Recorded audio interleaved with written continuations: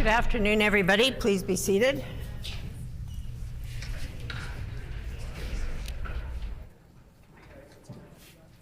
Routine proceedings, introduction of bills. The Honourable Minister of Consumer Protection and Government Services. Thank you, Madam Speaker. I move, seconded by the Minister of Economic Development, Investment and Trade, that Bill 38, the Builders Liens Amendment Act prompt payment, be now read a first time.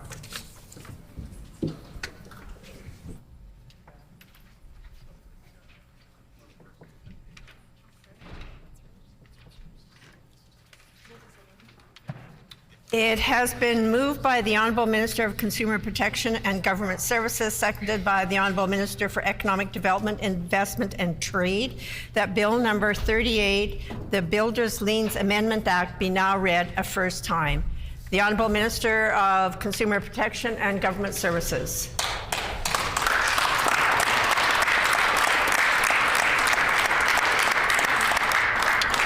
Thank you, Madam Speaker. This amendment to the Builders Liens Act will bring prompt payment requirements to Manitoba in a way that aligns us with neighbouring jurisdictions, boosts economic competitiveness, and ensures that payments flow at the various stages of construction in a timely fashion. The construction industry accounts for 8% of Manitoba's employment, and while delayed payments are not unique to this industry, the construction sector is especially vulnerable to delayed payments. At each tier of the construction contract chain, contractors and subcontractors must finance their payrolls, materials, and other expenses before they're paid. And delayed payments at multiple tiers can compound serious financial consequences for subcontractors. So this legislation ensures that big business owners, government departments, and crown corporations will be contractually obliged to make periodic payments to contractors, and they in turn to subcontractors. This bill ensures that these employers will have the income they need to pay their bills and to pay their workers. That's especially important for small and medium-sized construction companies. This legislation has the unequivocal support of the entire construction industry, represented by many stakeholders with us here today. I look forward to its speedy passage.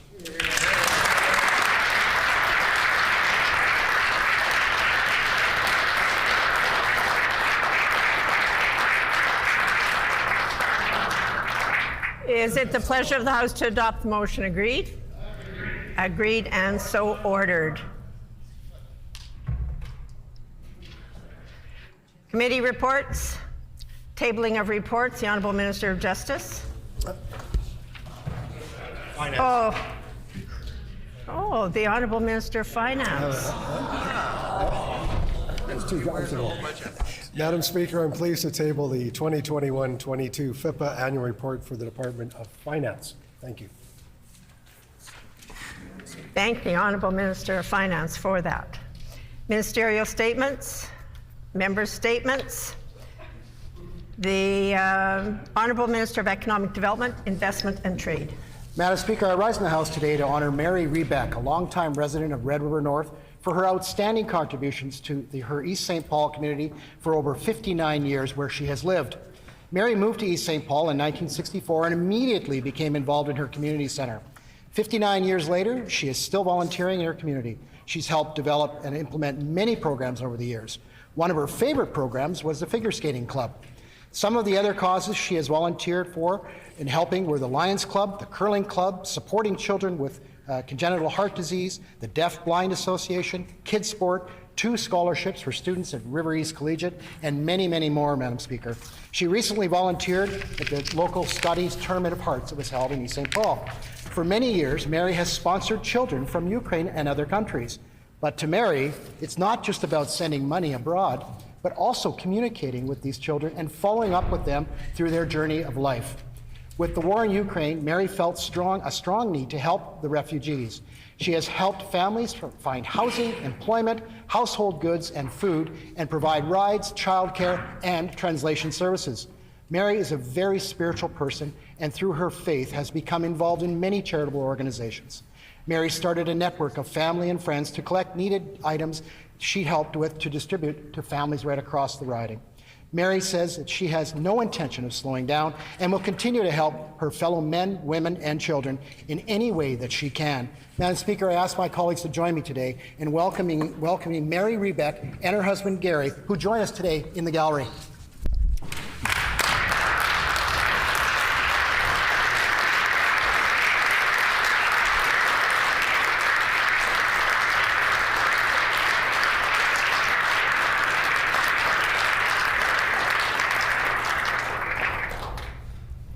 The honourable member for St. John's.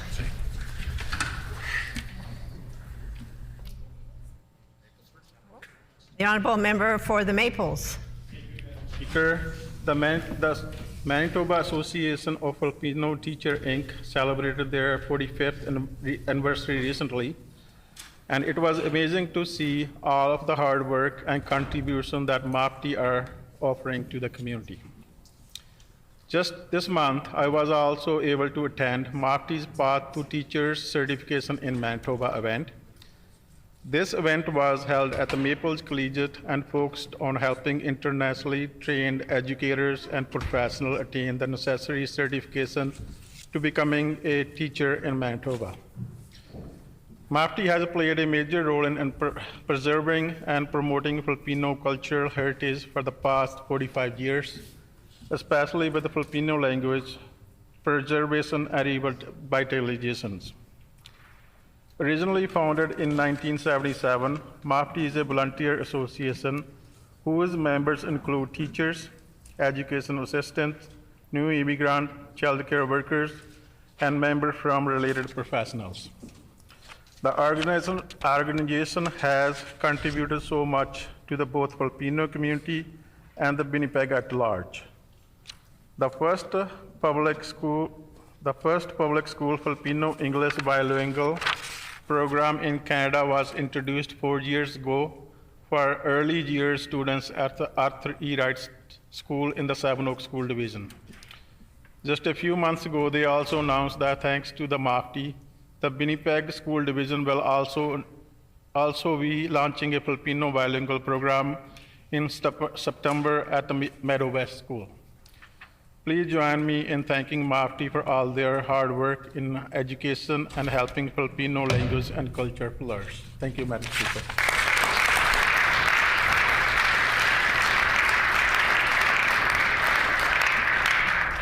The honourable member for Kildonan River East. Thank you, Madam Speaker. I'm especially pleased to rise in the chamber today to recognize a man who has often been called a miracle worker and someone who has saved tens of thousands of souls throughout the course of his career. Now, I'm certain you're all expecting me to give a sermon related to a man of the cloth, but that's not the case, Madam Speaker. I'm here to recognize a guy who has saved thousands upon thousands of shoe soles, Madam Speaker. I am talking about Gary Kazuzik, better known as across the province as the shoe guy. Madam Speaker, at the age of 20, Gary responded to an ad looking for a shoe repair person. With no previous experience in the shoe repair business, Gary hesitantly set up shop in Sears Polo Park. Fast forward 40 years, and the rest is history, Madam Speaker. I'm proud to announce that on March 15th, Gary celebrated his 40th anniversary as the infamous shoe guy. He's deservedly earned the reputation as the very best shoe guy, hands down. From repairing broken zippers to adding new grippers, from replacing old soles to fixing those holes, from mending a purse or maybe your merce, the shoe guy has done it all. Madam Speaker, when I asked Gary to share his most memorable moment, he told me of the time he was asked to replace a 100-inch zipper for somebody who needed the replacement done now because the client was waiting. Of course, Gary, who was known for his exemplary customer service, agreed. However, in the back of his mind, he was wondering who would require a garment with a 100-inch zipper. Madam Speaker, he then explained with a smirk that the request came from a funeral home, and I'll leave the rest to your imagination. Much of the shoe guy's success is thanks to his wife, Tammy, who joined the team in 1990. Madam Speaker, I can tell you from my own personal experience that you'll never find two more hardworking, honest, and genuine people as Tammy and Gary. Gary's always quick to thank each member who walks through his door. It's only thanks to each client, says Gary, that the shoe guy has survived 40 years. Unfortunately, Gary and Tammy are not able to join us today as Gary is battling mantle cell lymphoma. He just completed his final round of chemotherapy and will soon be undergoing a stem cell transplant. I know they're tuned in, though, Madam Speaker, so I ask all members of the chamber to stand and give a wave to Gary and Tammy to thank them for their service. Happy 40th anniversary, and God bless.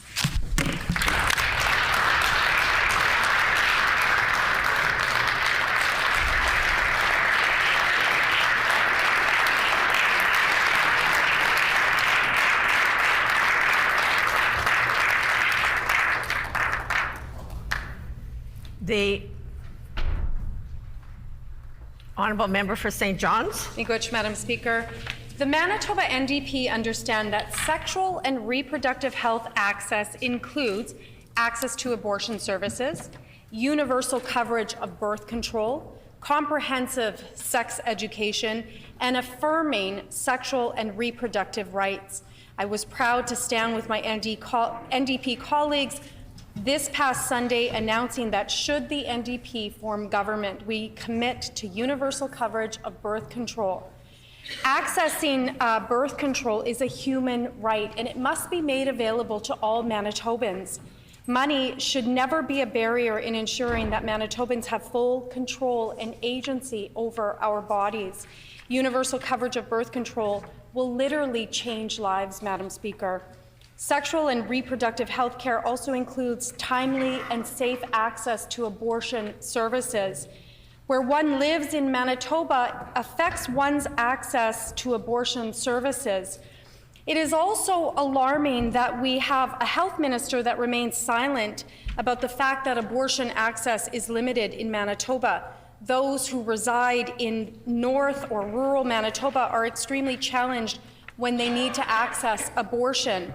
Often they are paying out of pocket to travel to larger urban centres such as Winnipeg or Brandon to access a surgical abortion in a timely manner. This is simply wrong, Madam Speaker. There are more pregnancy crisis centres in Manitoba than there are actual centres offering abortions. Pregnancy crisis centres are not neutral or safe. They are known to offer misinformation about abortion and are anti-abortion. This is dangerous. It's also alarming to know that this PC government is happy to fund such agencies. On this side of the House, we affirm sexual and reproductive rights of Manitoba, and we look forward to offering those services to all Manitobans. Miigwech.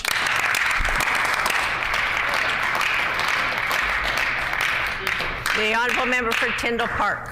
Thank you, Madam Speaker. Today I have the opportunity to share about two exceptionally strong women who dedicate so much to our community. Ate Lynn and Ate Lou Alarcon, cousins who have joined us today, launched a creative management firm, Alarc Co., in 2016, and through it, they focus on uplifting and promoting local businesses, and they organize creative events that I'm sure some members of this House have attended throughout the province. Allow for me to share a little bit about these initiatives that thousands of Manitobans have participated in, such as Coffee with X, Game Fest Winnipeg, Pinta Paint Series, Best Before Date, and Bite Back Winnipeg. Madam Speaker, even during the pandemic, Lynn and Lou utilized their digital skills in advertising and promotions and launched the Around the World in Winnipeg initiative to elevate small local businesses, all free of charge. Now, I have a hard time keeping up with everything the two of these women are doing, but I do know that they have hearts of gold, as on top of all of these events to support local, they also help community organizations, including Canadian Cancer Society, Harvest Manitoba, End Homelessness, and Main Street Project. Now, it was through Tyndall Park Community Market that Lynn and Lou were first put on my radar, and I feel so lucky that so many of their incredible events take place in Tyndall Park, such as Summer Spark and Spark Your Future, a youth entrepreneurs forum made up of local youth vendors, nonprofit organizations, exhibitors, and food trucks. Lynn and Lou's initiatives are designed to bring people together, promote local businesses, and most importantly, make an impact on our community. Their consistent contribution to the greater good is inspiring, and that is why I'm hoping that my colleagues will join me in thanking them for their efforts in helping local businesses and bringing our community together.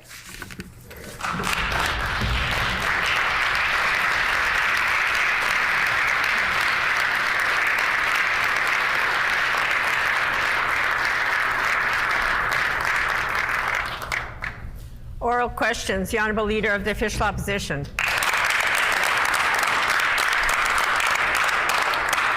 The healthcare crisis in our province is real. And each and every day we find more evidence of the cuts that this PC government has made to crucial healthcare services across Manitoba. We know that Brian Pallister fired nurses and eliminated their positions, and these things have only continued under this current premier. I'll table FIPA documents that prove just how bad it is in Steinbach and across other parts of the Southern Health region. You see, in 2016, there were 1,195 nurses, but today, there's only 1,147 nurses working in Southern Health. That means this government has cut the number of nurses in the South by 50. Why did the Premier cut Southern Health nurses by 50 positions? The Honourable Deputy Premier. Well, thank you very much, Madam Speaker. And let's take a trip down fact lane, Madam Deputy Speaker. Clearly, we're making historic record investments in healthcare in this year's budget. 9.2% increase. That represents a $668 million increase this year over last year in healthcare, Madam Speaker. Record investments, $7.9 billion. That's pretty well $2 billion more than the NDP ever put into healthcare.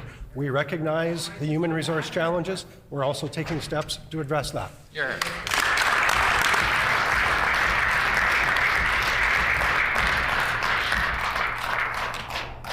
The Honourable Leader of the Official Opposition on a supplementary question. Here's a fact. There are fewer nurses working in the Southern Health region today than there were in 2016. I just tabled the proof for the Deputy Premier. It's a document created by his own government under the auspices of this Premier. This government has cut health care in the Southern Health region. Over the past 7 years, the health care needs of people in St. Anne and Portage la Prairie and Morris have only increased, and yet they're paying more and getting less under these PCs. Fewer healthcare services available to the people across the Southern Health region. Will the Premier tell the House why there are fewer nurses working in Southern Health today than there were in 2016?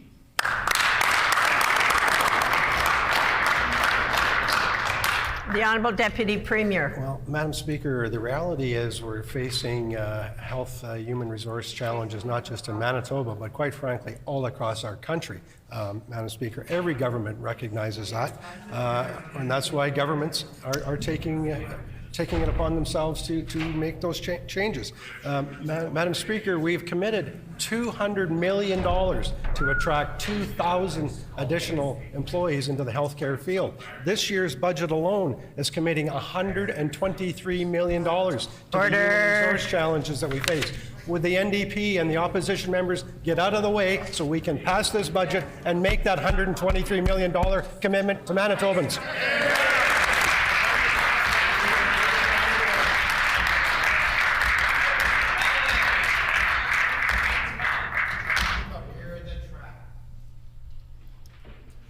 The Honourable Leader of the Official Opposition on a final supplementary. Fewer nurses working at the bedside. That's what the PCs have done on healthcare. We know that the numbers are clear. Southern Health has lost nearly 50 nurses since 2016. It's a terrible record, and it's because of the cuts of Brian Pallister that have continued on under the Stephenson government. Every Manitoban knows that we need more nurses. Every Manitoban knows that this government has been making cuts to healthcare, and they don't like the direction our healthcare system has been heading in. This is true in Carman, this is true in Lorette, it's true in Steinbach. So will the Premier tell folks in these communities and across the Southern Health region why she's cut so many nursing jobs in their backyards? The Honourable Deputy Premier. Well, Madam Speaker, here's the reality. This budget is proposing a 9.2%, $668 million increase to healthcare. And who voted against a 9.2%? Members opposite, Madam Speaker. He wants to talk about our Conservative government's record on healthcare, a 22% increase from 2016 to today in healthcare. That is making investments on behalf of Manitobans. Let's just hope these groups in the opposition get out of the way so we can pass this budget and provide help to Manitobans.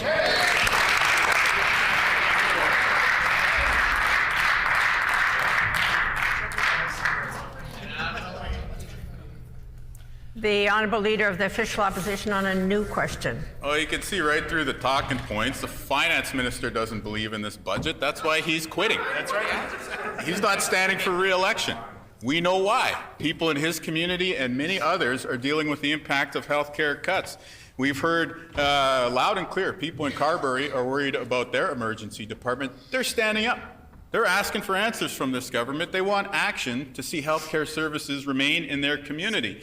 Emails from their local leadership, however, have been ignored by this government. That's wrong. Folks in Westman deserve to get answers about health care in their communities. We're committed to standing up for the people of Westman, even if the PCs won't. That's right. The question that needs to get answered, though, is will Carberry's emergency department be open come September?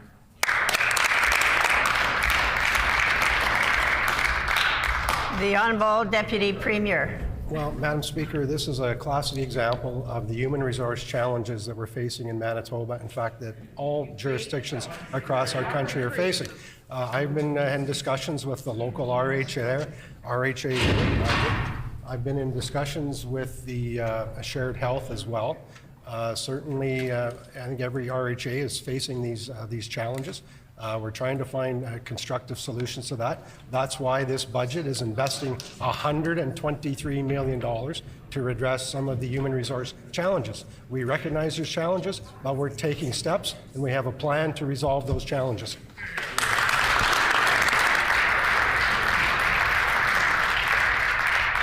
The Honourable Leader of the Official Opposition on a supplementary question. Yes, we know. We know that other health regions are dealing with these challenges. We just proved in the first set of questions that they cut the number of nurses in Southern Health. Now we're talking about Prairie Mountain Health. In fact, we're talking about Glenborough. We're talking about the finance minister's home community. One of their doctors is departing at the end of the month. Their health center is not even sure if they're going to stay open. It's also said that local leaders only heard about this issue secondhand. That's why we need a clear commitment from this government, from this premier, from the health minister to the people of Westman that the Glenborough Health Centre will stay open. So what's the answer? Is it yes or is it no? The Honourable Minister of Health. Madam Speaker, the Leader of the Opposition would do well to remember their record when they were in power, Madam Speaker. They permanently closed 16 rural emergency departments, Madam Speaker. The changes affected over 100 communities, Madam Speaker. I'll share, he is referenced in Southern Health. Emerson was closed. Pembina, Manitou, McGregor, St. Claude, Gladstone, Vida. We are rolling back the damage and the failures of the NDP during their 17 dark days in power.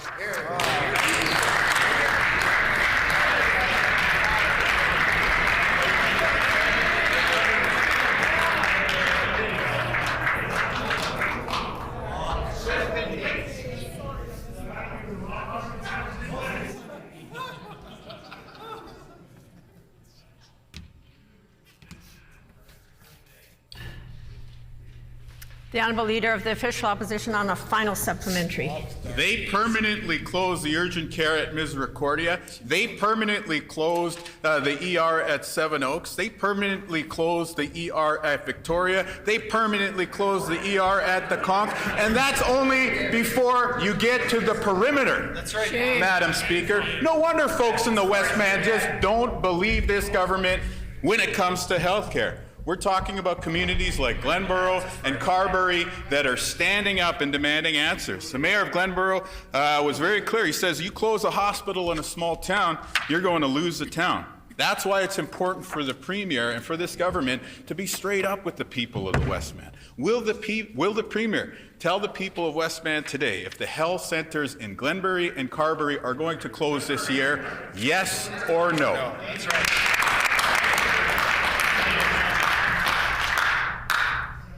The Honourable Minister of Health. Madam Speaker, our government has never permanently closed a rural emergency department, something that the Leader of the Opposition cannot stand in the chamber and say the same. Madam Speaker, I just want to share from question period, April 28, 2014, then failed health minister for the NDP, Aaron Selby, said, in the Verdon ER, there were 2 doctors that have left to go to another jurisdiction within Manitoba. It means we cannot keep that ER open 24 hours a day, 7 days a week. We just don't have the staff there right now to do it, Madam Speaker. Again, we're rolling back the dark years, 17 years of NDP failure.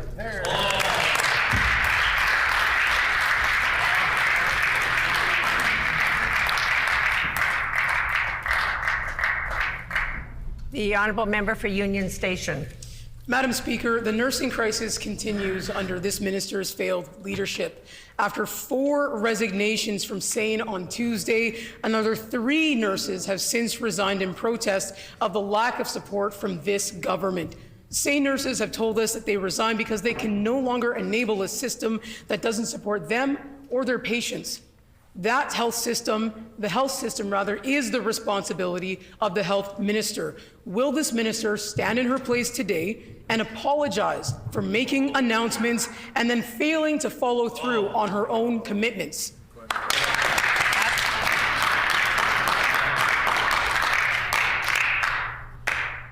The Honourable Minister of Health. Thank you, Madam Speaker. Shared Health has now placed on their website an update on the sexual assault and intimate partner violence program, which I would like to table, Madam Speaker, because I will be referencing it in my answer. They state in this update that the creation of a provincial program was prompted by the recognition of risks related to the SANE program's reliance on casual staff picking up shifts. Access to this type of care for residents outside of Winnipeg was also an issue. This is why 6 nurses were hired earlier this year for the new permanent positions that didn't previously exist. The hiring of this additional staff will bolster overall staffing for the services. The member's time has expired.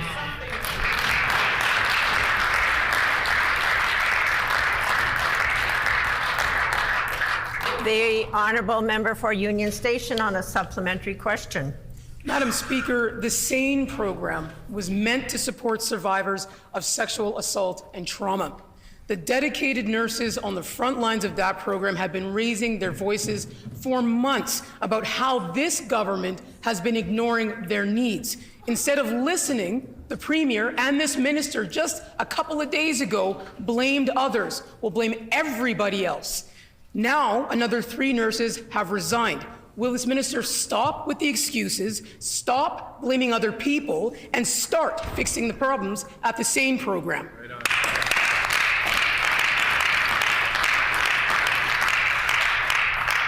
The Honourable Minister of Health. Madam Speaker, we are seeing again just how far the NDP and their caucus will go to cast fear, doubt, and just to derail a project and the work of Shared Health and Health Sciences Centre. Here's one example that they've also made available to table, where they saw media given a date and time of arrival for a patient, their sex, and what time they were provided care. The purported age of the patient was subsequently tweeted by a politician who happens to be the member for St. John's. These publicly aired details violate a patient's right to privacy and could serve to identify that individual to others who were in the hospital. Shared Health is saying this is unacceptable, and so is our government.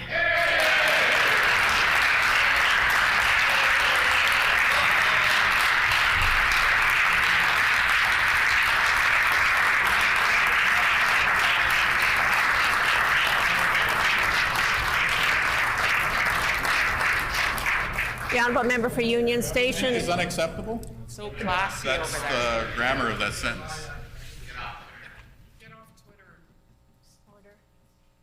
The honourable member for Union Station on a final supplementary. Madam Speaker, according to this Premier, apparently no one, not even her health minister, is responsible for health care on that side of the House. Now, the minister can scoff at that criticism, but the facts are that she has ignored the pleas of the nurses at SANE. And that is the reason why 7 SANE nurses have resigned. Yesterday, she denigrated those very same nurses, frontline nurses, indicating that they were only casual, and hardly ever or never picked up shifts. Shame on that minister, Madam Speaker. How can Manitobans expect health care in our province to improve when this minister shows such disrespect for our nurses?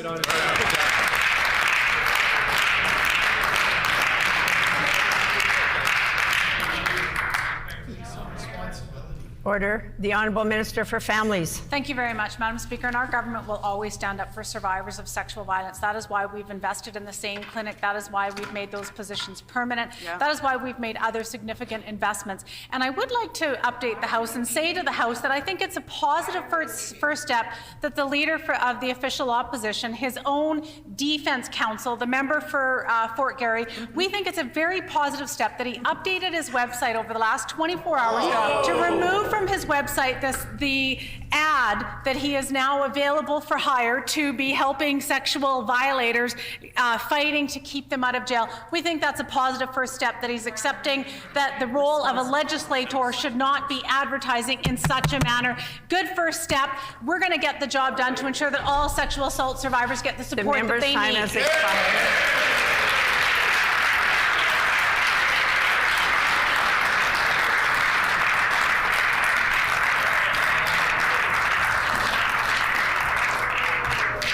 The Honourable Member for Concordia. Madam Speaker, PCs have broken yet another promise. In October of 2021, PC government enacted legislation to create institutional safety officers. Institutional safety officers were touted as a way to increase safety and security at healthcare facilities and post-secondary institutions. They were supposed to reduce police officers' workloads. Yet we have a Freedom of Information document that I'd like to table that says, quote, currently there are no institutional safety officers in Manitoba. Can the minister explain why he's failed to establish even one institutional safety officer?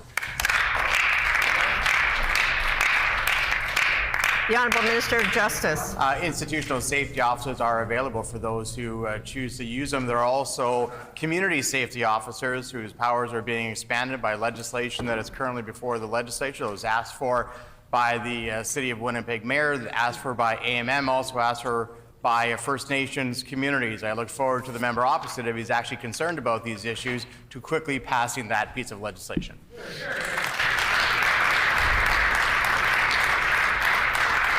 The Honourable Member for Concordia on a supplementary question. Why would anyone trust this government when they touted their institutional safety officer positions back in 2021?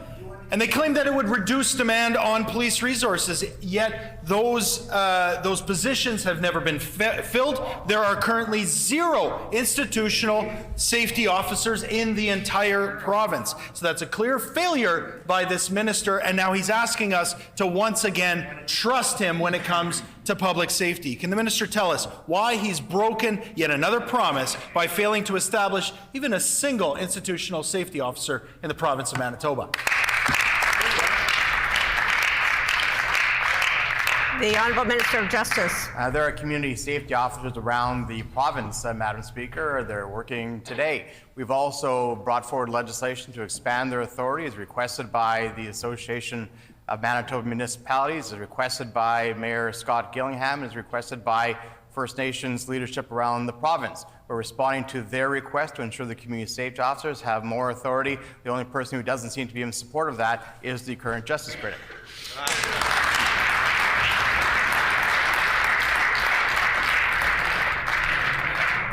The Honourable Member for Concordia on a final supplementary.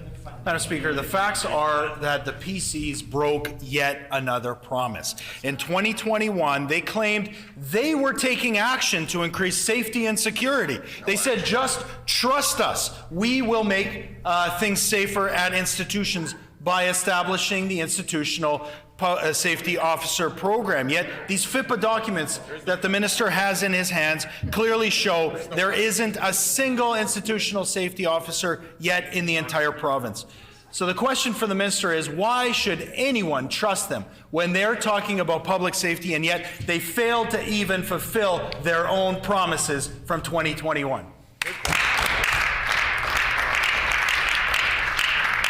The Honourable Minister of Justice. There are community safety officers around the province, Madam Speaker. I think the question would be, why would anybody trust the only political entity in all of Canada that didn't want to see bail reform, the only political party from coast to coast that didn't want to see bail reform? Well, and the member opposite says they've had a change of heart. I wonder if he's talked to the member for Fort Garry, who went onto Twitter and said that there didn't need to be bail reform, and I guess yesterday we found out why he holds that position.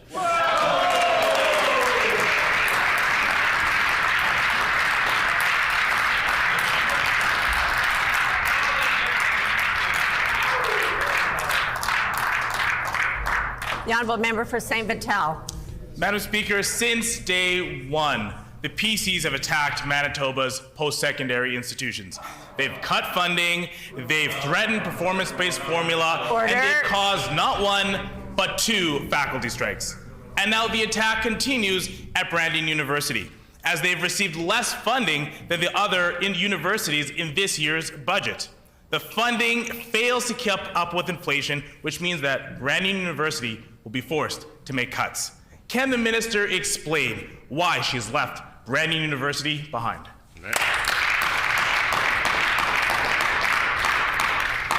The Honourable Minister of Advanced Education and Training.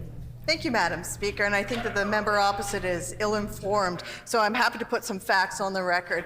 Our government, and certainly my department, has been working closely with post-secondary institutes to announce an historic, 12% increase in all post-secondary institute funding. And within that funding, we have been able to increase operating funds to address keeping the tuition fees low for students. In fact, we've lowered them year over year by a full 1%. So we are going to keep those tuition rates affordable for students, and we're happy to work with our post-secondary leadership, unlike members opposite who refuse to meet with them.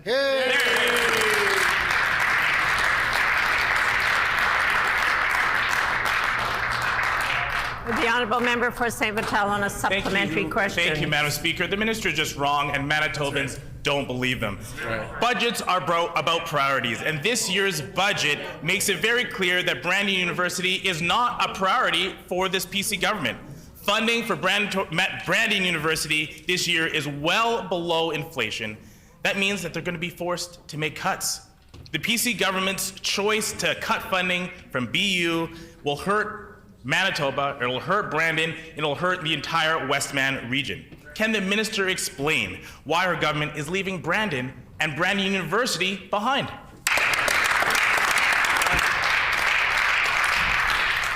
The Honourable Minister of Advanced Education and Training. Thank you, Madam Speaker. Our government actually brought in transparency and accountability into our post-secondary institutes. We were the first government to invite them to the Treasury Board to show some of their books so that they can be transparent to the public, which they are publicly funded. They were happy to do so and question why previous governments never asked to see the books. Madam Speaker, we are changing and turning the page, so we are working well with our post-secondary. They're going to meet the market labor demand. Order. Order. I know that members opposite don't want to hear the facts, and they're embarrassed about their record, as they should be. There.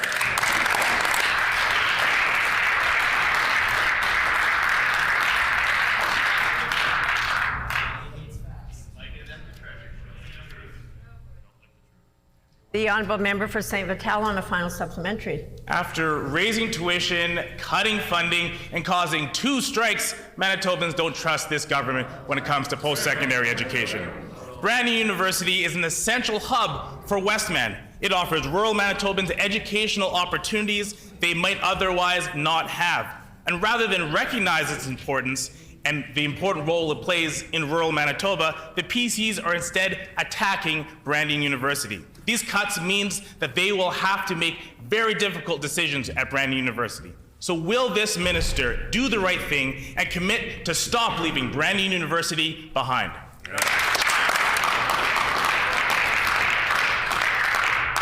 The Honourable Minister of Advanced Education and Training.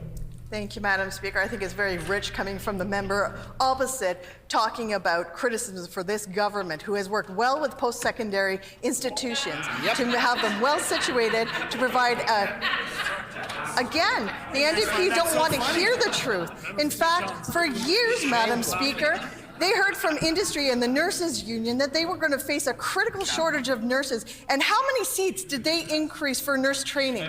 Zero. Our government has increased 400, and we will continue to support the sector and market needs, unlike anything the NDP would ever consider, because they're all about the unions and not about students.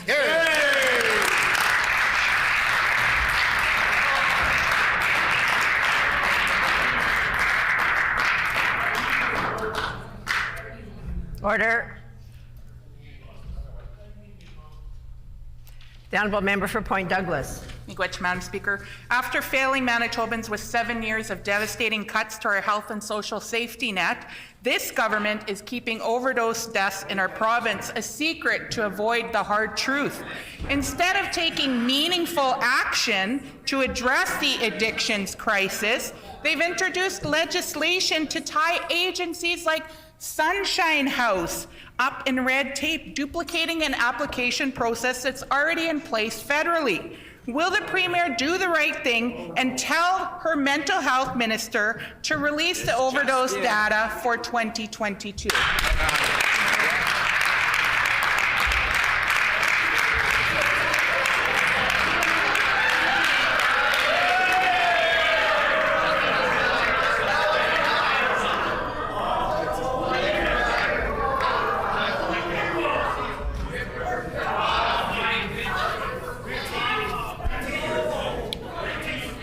Order.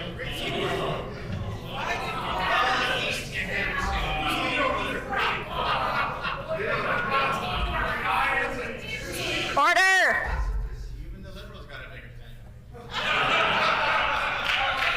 Order. The Honourable Minister for Mental Health and Community Wellness.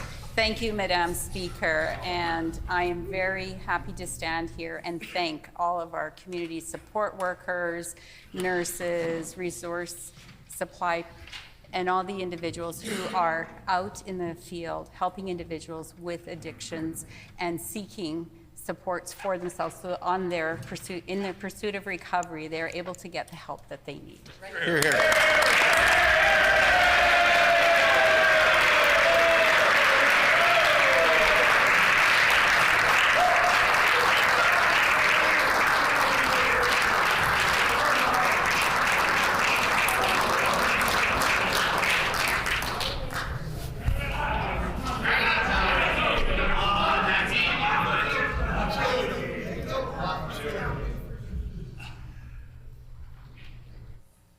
The Honourable Member for Point Douglas on a supplementary question. Miigwech, Madam Speaker. The PCs have refused to release the numbers of overdose deaths in Manitoba in 2022.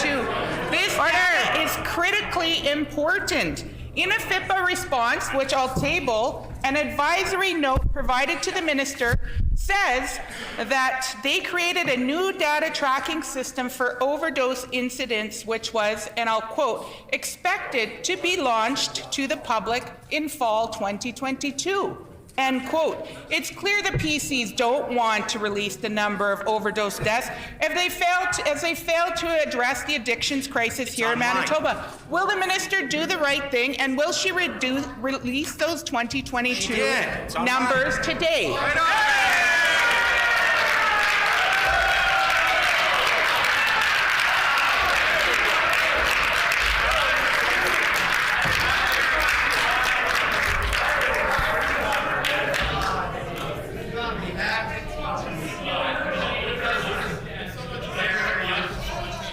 Order.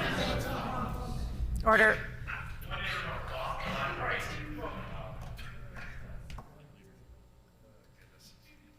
The Honourable Minister for Mental Health and Community Wellness. Thank you, Madam Speaker. And as previously stated, preliminary numbers have been posted on our website. And if members opposite would like to go and take a look at the website, they could see the numbers that are there. Also, the Chief Medical Examiner posts numbers on his website, so she has two options to go and seek numbers.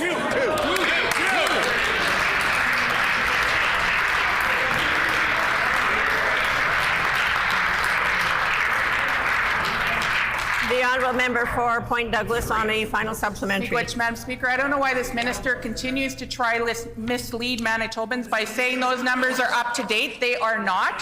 They're to the end of November. Manitobans know that, and they've been calling on this government. Frontline workers have been calling on this government. RAM Clinic employees have been calling on this government, and now they're trying to put barriers in front of those folks that are actually doing the work to save lives in Manitoba. So will this government do the right thing and actually release those numbers for 2022 today and quit hiding behind them?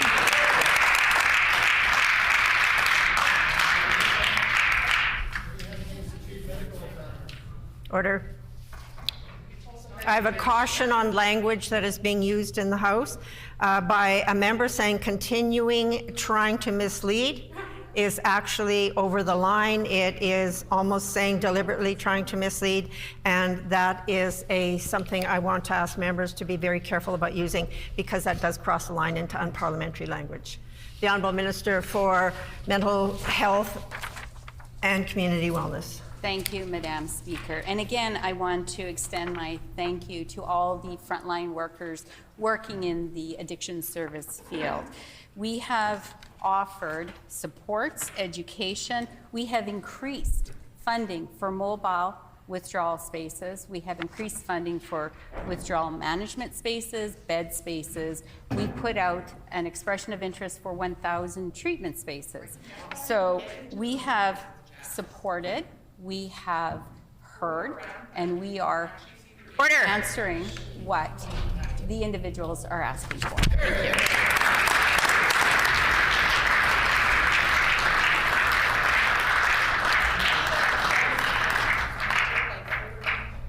The Honourable Member for St. Boniface. Thank you, Madam Speaker. We had the pleasure of meeting with the Association of Manitoba Municipalities this morning. AMM's top issues are that provincial funding is not fair or predictable, investment in core infrastructure isn't there, the healthcare system is broken, and people don't feel safe under this government. That's quite the indictment. Since being elected, the PC's budgeted increases in provincial transfers to municipalities last year was zero. The entire budgeted increase of 7% to municipalities occurs this year, while the federal government transfers since 2016 are up by 103%, or $3.5 billion. Given this federal windfall, why did this government spend 7 years starving municipalities and denying them core infrastructure funding, including during the pandemic?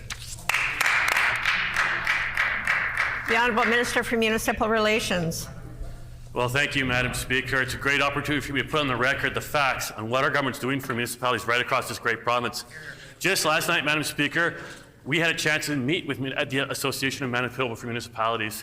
Myself and all my colleagues here, many of my colleagues on the side of the House, had a chance to meet with these folks, talk to them directly about the great things that our government is doing for the municipalities. Just recently, we announced $47 million in operating funds. That's unconditional operating funds, Madam Speaker, for Manitoba municipalities. In addition, Budget 23 offers $23.4 million in capital funding, unconditional capital funding for municipalities. That does not even include the $13 million that we've given to the City of Winnipeg for transit, Madam Speaker. Our government is delivering for Manitobans. We are delivering. The member's time has expired.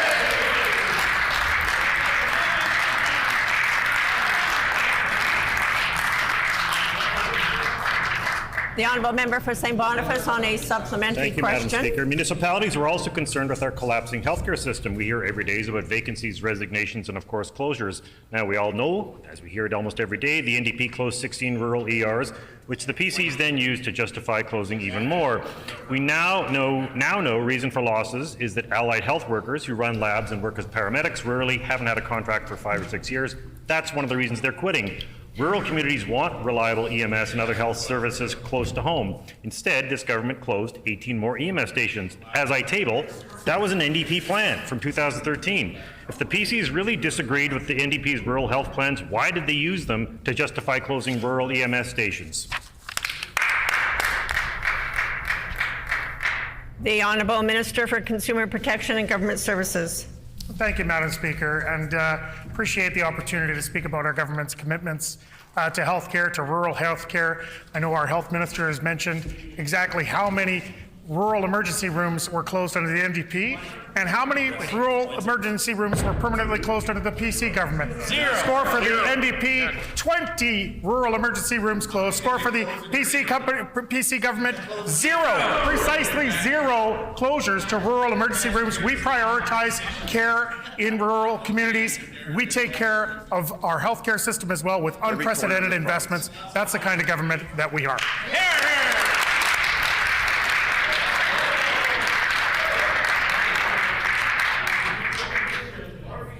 The honourable member for St. Boniface on a final supplementary. Thank you, Madam Speaker. One of the biggest budget items facing most municipalities, of course, is the police budget. AMM is also asking for funding for alternative services for folks who are in crisis when it comes to mental health and addictions. Now, the federal government is requiring new body cameras for police forces, an important step forward in ensuring transparency and safety in policing. Of course, this comes with extra costs, but given that federal funding this year to the province is up by 16.8%, or $1 billion, we believe the province should be stepping up and doing its job to fund municipal crime prevention. If it's in the budget, as I'm sure I'll hear it will be, why is AMM asking for it? The Honourable Minister of Justice. I also had the great pleasure to meet with AMM officials yesterday. They were very excited about this government's legislation on community safety officers and applauded this government for that. They were also very complimentary of the Premier and others who are looking for bail reform, which is opposed by the NDP, Madam Speaker, but they're very happy that that seems to be moving forward. Their greatest concern yesterday was that the federal Liberal government had foisted new costs on them by negotiating with the RCMP, new costs that weren't actually involving AMM, even though AMM is often the employer, those municipalities. They wanted me to express to the Liberal leader to get on board with this and to call Ottawa, get the failing Prime Minister to ensure that he actually confers with AMM before another contract negotiation with the RCMP. Will he commit to doing that?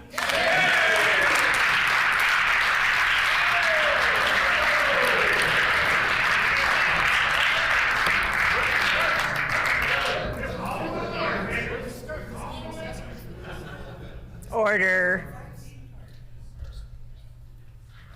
The honourable member for Springfield-Rashott.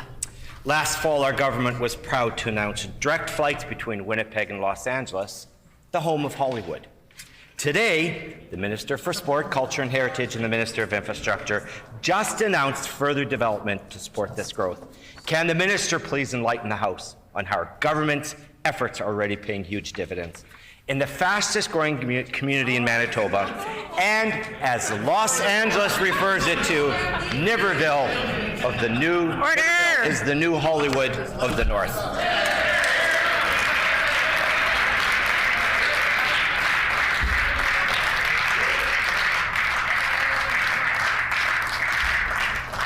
The Honourable Minister for Sport, Culture and Heritage. Madam Speaker, thank you. And I want to take the time to thank our Premier for her leadership on this, and my colleague, the member for Springfield-Rashott, for his question and tireless efforts in Niverville. Madam Speaker, did you know that Niverville is the fastest growing community in Manitoba and the 5th in Canada? Manitoba is full of opportunity and talent. And now with our industry-leading tax competitive credit and our new direct flight from Winnipeg to LA, we now have industry knocking on the door for a chance to work in Manitoba. Today, we announced an infrastructure development that will further assist this and will directly assist a new film studio bring world-class technology here in Manitoba. Under our government, the movie and film industry has tripled in revenue since 2016, and I'm proud to stand on this side of the House.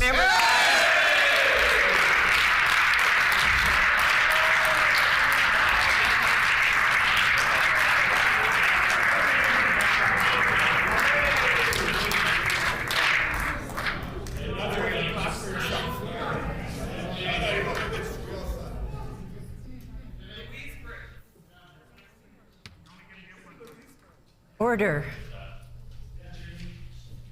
The Honourable Member for Elmwood. Well, thank you, Madam Speaker. My question is for the Premier. Our NDP right to repair bills 216 and 219 would require all manufacturers of branded electronic products such as Apple, Samsung, and Sony to provide accessible, affordable spare parts, manuals, and repair services. If they choose not to provide the spare parts, manuals, and repair services, consumers would be fully refunded by the manufacturer of the branded electronic product. This would support our small business repair sector and ensure that they have access to parts and manuals to carry out repairs. Will the Premier join Europe and the United States and support right to repair legislation today?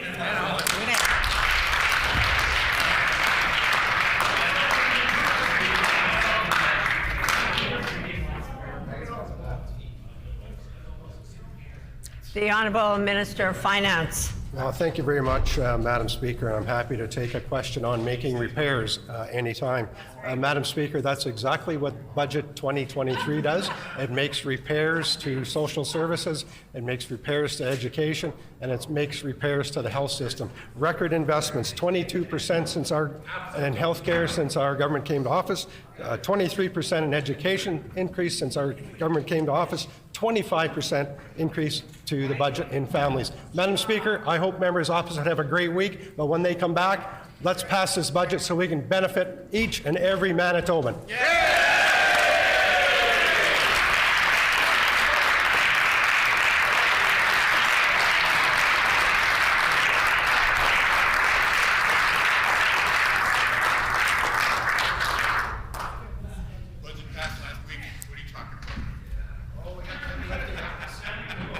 Order. Time for oral questions has expired. Petitions. The Honourable Member for Transcona. Thank you, Madam Speaker. I wish to present the following petition to the Legislative Assembly. To the Legislative Assembly of Manitoba. The background for this petition is as follows. Number one, healthcare is a basic human right and a fundamental part of responsible public health. Many people in Manitoba are not covered by provincial health care. Migrant workers with work permits of less than 1 year, international students, and those undocumented residents who have lost their status for a variety of reasons. Number two, private health insurance is not a substitute for public health insurance. Private insurance plans available to most migrant workers and international students are paid for by the worker or student. They do not provide coverage for all of the potential health needs covered by public health coverage. Individuals are required to pay upfront for health expenses without a guarantee that they will be covered and wait weeks for reimbursement. Number three, racialized people and communities are disproportionately affected by the pandemic, mainly due to the social and economic conditions which have left them vulnerable while performing essential work in a variety of industries in Manitoba. Number four, without adequate health care coverage, if they are ill, many of those without provincial health coverage will avoid seeking health care due to fear of being charged for the care, and some will fear possible detention and deportation if their immigration status is reported to the authorities. Number five, according to the United Nations Human Rights Committee, denying essential health care to undocumented irregular migrants is a violation of their rights. Number six, jurisdictions across Canada and the world have adopted access without fear policies to prevent sharing personal health information or immigration status with immigration authorities and to give uninsured residents the confidence to access health care. Number seven, the pandemic has clearly identified the need for everyone in Manitoba to have access to public health care to protect the health and safety of all who live in the province. We therefore petition the Legislative Assembly of Manitoba as follows. Number one, to urge the provincial government to immediately provide comprehensive and free public health care to coverage to all residents of Manitoba, regardless of immigration status, including refugee claimants, migrant workers, international students, dependent children of temporary residents, and undocumented residents. Number two, to urge the Minister of Health and Seniors Care to undertake a multilingual communication campaign to provide information on expanded coverage to all affected residents. Number 3, to urge the Minister of Health and Seniors Care to inform all healthcare institutions and providers of expanded coverage for those without public health insurance and the details of how necessary policy and protocol changes will be implemented. And number 4, to urge the Minister of Health and Seniors Care to create and enforce strict confidentiality policies and provide staff with training to protect the safety of residents with precarious immigration status and ensure they can access public health care without jeopardizing their ability to remain in Canada. This petition, Madam Speaker, is signed by many Manitobans. In accordance with our Rule 133, bracket 6, when petitions are read, they are deemed to be received by the House. The Honourable Member for the Paul-Kami-Sac. Thank you, Madam Speaker. I wish to present the following petition to the Legislative Assembly. The background to this petition is as follows. Number 1, Provincial Road number 224 serves Peguis First Nation, Fisher River Cree Nation, and surrounding communities. The road is in need of substantial repairs. Number 2, the road has been in poor condition for years and has numerous potholes, uneven driving surfaces, and extremely narrow shoulders. Number 3, due to recent population growth in the area, there has been increased vehicle and pedestrian use of Provincial Road 224. Number 4, without repair, Provincial Road 224 will continue to pose a hazard to the many Manitobans who use it on a regular basis. Number 5, concerned Manitobans are requesting that Provincial Road 224 be assessed and repaired urgently to improve safety for its users. We petition the Legislative Assembly of Manitoba as follows: to urge the Minister of Infrastructure to complete an assessment of Provincial Road 224 and implement the appropriate repairs using public funds as quickly as possible. This petition has been signed by many Manitobans ever since. The Honourable Member for Elmwood. Thank you, Madam Speaker. I wish to present the following petition to the Legislative Assembly. The background to the petition is as follows. Number 1, over 25,000 vehicles per day cross the Louise Bridge, which has served as a vital link for vehicular traffic between northeast Winnipeg and the downtown for the last 110 years. Number 2, the current structure will undoubtedly be declared unsafe in a few years as it has deteriorated extensively, becoming functionally obsolete, subject to more frequent unplanned repairs, and cannot be widened to accommodate future traffic capacity. Number 3, as far back as 2008, City of Winnipeg has studied where the new replacement bridge should be situated. Number 4, after including the bridge replacement in the city's 5-year capital budget forecast in 2009, the new bridge became a short-term construction priority in the city's transportation master plan of 2011. Number 5, City capital and budget plan identified replacement of Louise Bridge on a site just east of the bridge and expropriated homes there on the south side of Narran Avenue in anticipation of a 2015 start. Number 6, in 2014, the new city administration did not make use of available federal infrastructure funds. Number 7, the new Louise Bridge Committee began its campaign to demand a new bridge, and its surveys confirmed residents wanted a new bridge beside the current bridge, with the old bridge kept open for local traffic. Number 8, the NDP provincial government signaled its firm commitment to partner with the city on replacing the Louise Bridge in its 2015 throne speech. Unfortunately, provincial infrastructure initiatives such as the new Louise Bridge came to a halt with the election of the Progressive Conservative government in 2016. Number 9, more recently, the city tethered the Louise Bridge replacement issue to its new transportation master plan and Eastern Corridor project. Its recommendations have now identified the location of the new Louise bridge to be placed just to the west of the current bridge, not to the east as originally proposed. Number 10, the city's expropriation process has begun. The $6.35 million street upgrade of Nairn Avenue from Watt Street to the 110-year-old bridge is complete.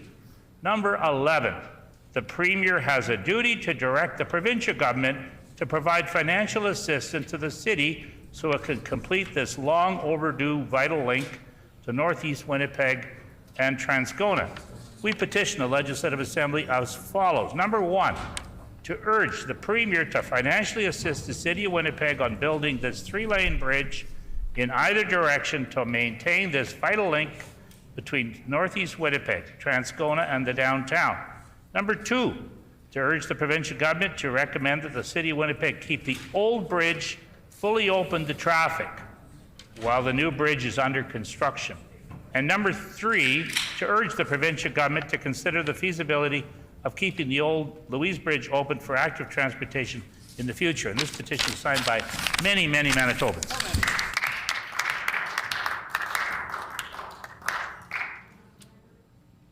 The honourable member for Point Douglas. Which, Madam Speaker, I wish to present the following petition to the Legislative Assembly. The background to this petition is as follows. 1. According to Census 2021, Punjabi is the 4th most spoken language in Canada, and there are 33,315 people in Manitoba whose native language is Punjabi. 2. Thousands of Punjabi newcomers are coming to Manitoba as students and as immigrants looking to call this province home. People of Punjabi origin contribute a great deal to the social and economic development of Canada and Manitoba in fields such as education, science, health, business, and politics. 3. In coming to Manitoba, Punjabi newcomers make sacrifices, including distance from their cultural roots and language. Many Punjabi parents and families want their children to retain their language and keep a continued cultural appreciation. 4. Manitoba has many good bilingual programs in public schools for children and teens available in other languages, including French, Ukrainian, Ojibwe, Filipino, Cree, Hebrew, and Spanish. Punjabi bilingual programs for children and teens are, as well as Punjabi language instruction at a college and university level, could similarly teach and maintain Punjabi language and culture. 5. Punjabi bilingual instruction will help cross-curricular friendships, relationships, and marriages, and prepare young people to be multilingual professionals. We petition the Legislative Assembly of Manitoba as follows. To urge the provincial government to take steps to implement Punjabi bilingual programs in public schools, similar to existing bilingual programs, and take steps to implement Punjabi language instruction in other levels of education in Manitoba. And this has been signed by many, many Manitobans.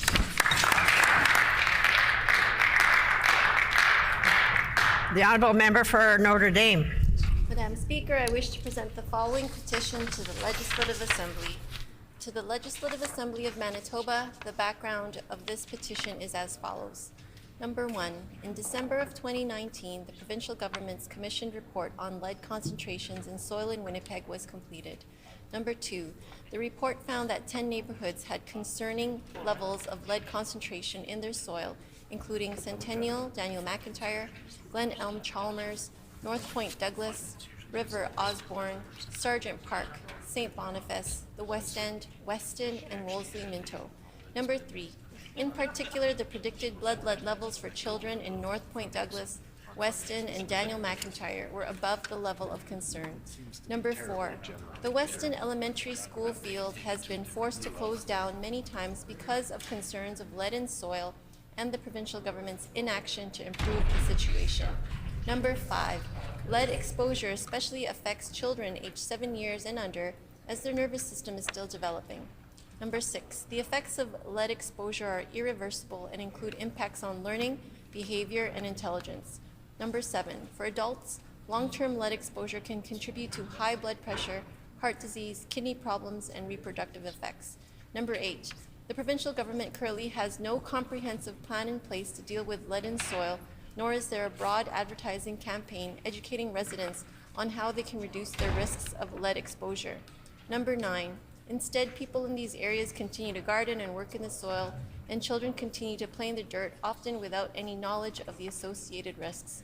We petitioned the Legislative Assembly of Manitoba as follows: to urge the provincial government to take action to reduce people's exposure to lead in Winnipeg and to implement the recommendations proposed by the provincial government's independent review, including the creation of an action plan for the Weston neighborhood, developing a lead awareness, communications, and outreach program, requisitioning a more in-depth study, and creating a tracking program for those tested for blood lead levels so that medical professionals can follow up with them.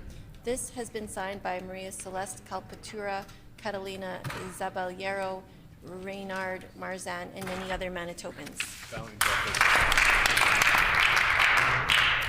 The honourable member for the Maples. Thank you, Madam Speaker. I wish to present the following petition to the Legislative Assembly of Manitoba. The background to this petition is as follows. Number 1, according to Census 2021, Punjabi is the 4th most spoken language in Canada, and there are 33,315 people in Manitoba whose native language is Punjabi. Number 2, thousands of Punjabi newcomers are coming to Manitoba as students and as immigrants looking to call this province home.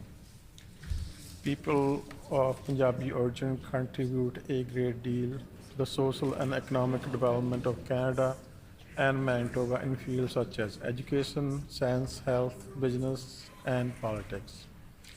Number 3, in coming to Manitoba, Punjabi newcomers make sacrifice including distance from their culture, roots, and language. Many Punjabi parents and families want their children to retain their language and keep a continued culture appreciation.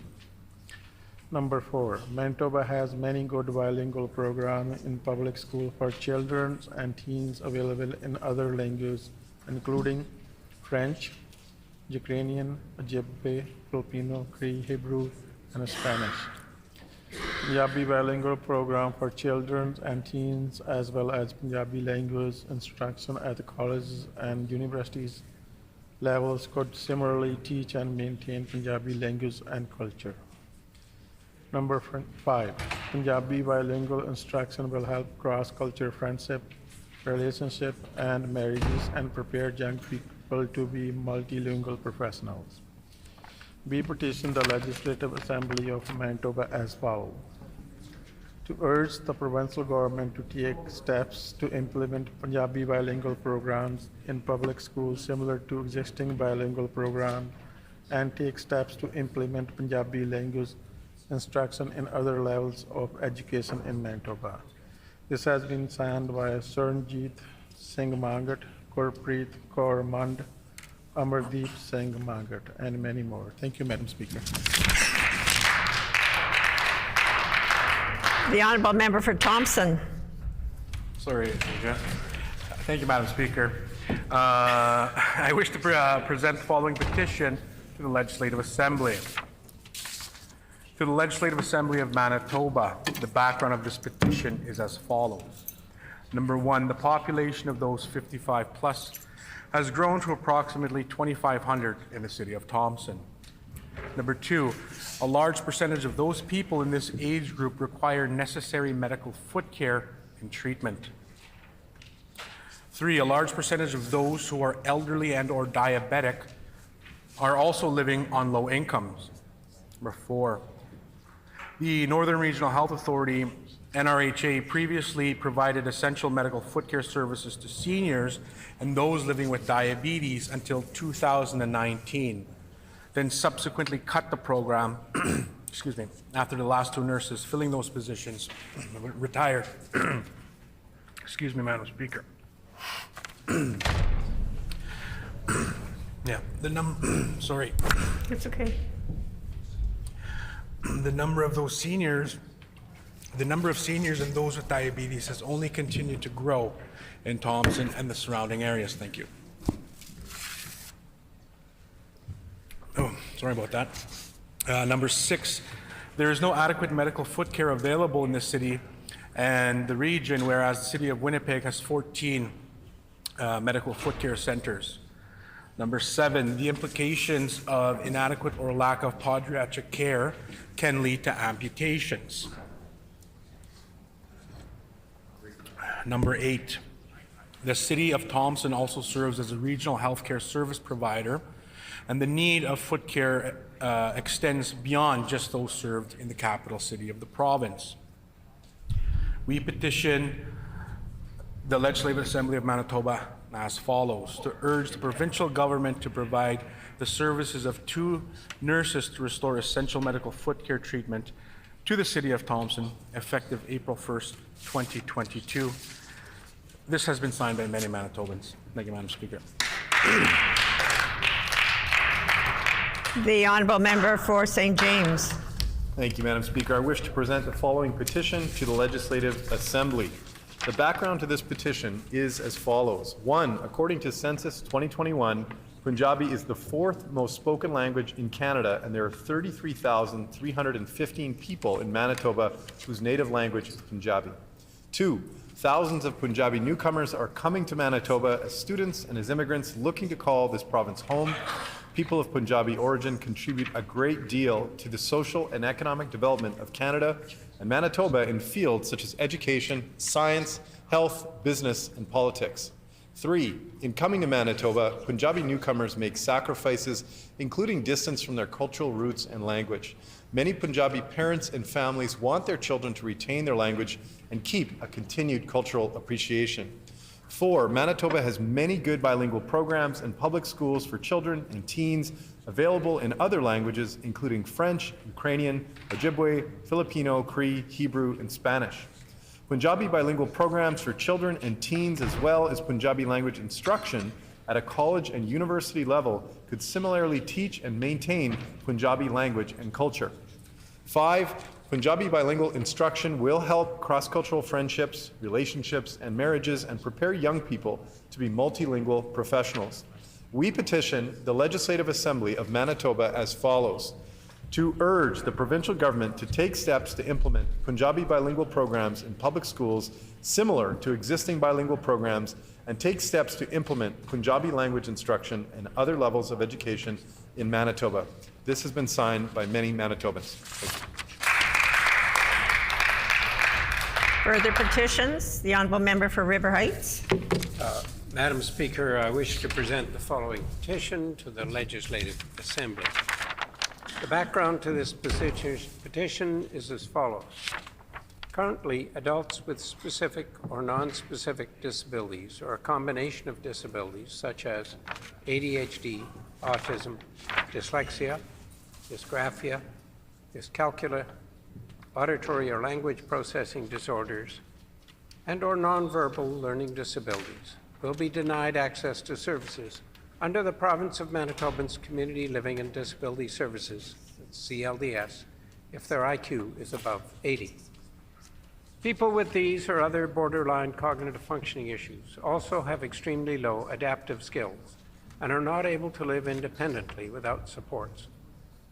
Recently, it has become widely recognized that access to CLDS should not be based solely on IQ, which is only a measure of a person's ability to answer questions verbally or in writing in relation to mathematics, science, or material which is read. Very often, persons with specific or non-specific disabilities, or a combination of those disabilities, have specific needs related to their executive function for support when they are adults or are transitioning to adulthood, which are not necessarily connected to their IQ. Executive function is the learned ability to do the normal activities of life, including being organized, being able to plan, and to carry out plans and adapt to changing conditions. Those who have major defects in executive function have a learning disability requiring assistance under CLDS to be able to make a contribution to society and be self-sustaining. Provision of CLDS services to individuals with specific or non-specific disabilities, or a combination of those disabilities or executive function disability, would free them from being dependent on employment and income assistance and have the potential to make an important change in the person's life. Newfoundland and Labrador have now recognized that access to services should be based on the nature of the disability and the person's needs rather than on IQ. We petition the Legislative Assembly of Manitoba as follows: to urge the provincial government to change the requirements for accessing community living and disability services so that these requirements are based on the needs of individuals with specific or non-specific disabilities, including executive function or a combination of disabilities, rather than solely on the basis of their IQ. Signed by many, many Manitobans. Grievances? Orders of the day, government business. The Honourable Government House Leader. Thank you, Madam Speaker. I have a leave request for the House prior to calling orders of the day. Could you please canvass the House for leave to change the sponsor for the PMR previously announced for debate next Tuesday morning, the title of which is Commending the Provincial Government for Investing in Diabetic Supports, from the member for La Vérendrye to the member for Kildonan River East. Is there leave to change the sponsor for the private member's resolution previously announced for debate next Tuesday morning, commending the provincial government for investing in diabetic supports, from the member for La Vérendrye to the member for Kildonan River East? Is there leave? Leave has been granted. The Honourable Government House Leader. Yeah, Madam Speaker, I thank the House for that. Could you please call for second reading this afternoon, Bill number 35, 28, 12, 15, 16, 18, 19, 20, 26, 27, 11, 34, 2, 8, 10, 13, 17, 21, 22, 23, 24, 25, 29, 30, 31, 32, 33, and 36. It has been announced that the House will consider second reading of the following bills this afternoon. 35, 28, 12, 15, 16, 18, 19, 20, 26, 27, 11, 34, 2, 8, 10, 13, 17, 21, 22, 23, 24, 25, 29, 30, 31, 32, 33, and 36. And prior to calling on the first bill, the Honourable Official Opposition House Leader. On House business, Madam Speaker. On House business. Pursuant to Rule 34, Bracket 8, I am announcing that the private member's resolution to be considered on the next Thursday of private member's business will be one put forward by the Honourable Member for Thompson. The title of the resolution is Calling on the Provincial Government to Restore Thompson's Foot Care Clinic. It has been announced that pursuant to Rule 34, Bracket 8, the private member's resolution to be considered on the next Thursday of private member's business will be the one put forward by the Honourable Member for Thompson. The title of the resolution is Calling on the Provincial Government to Restore Thompson's Foot Care Clinic. The Honourable Government House Leader. Just for clarity, Madam Speaker, on the leave request that was granted by the House, I may have sent some panic into the House. We might be here next Tuesday morning. For clarity, the resolution will be on the next Tuesday of private members' business. The next sitting Tuesday of private members' business. And the member has just indicated some clarification to his earlier comments, so we accept that. So I will now call second reading of Bill 35, the Education Administration Amendment Act, Teacher Certification and Professional Conduct. The Honourable Minister of Education and Early Childhood Learning. I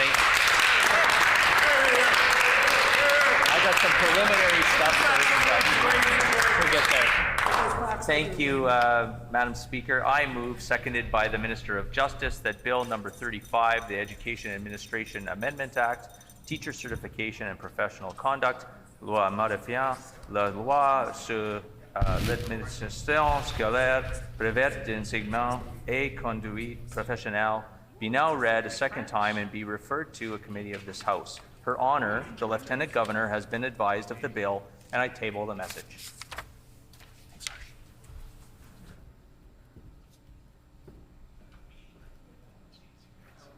It has been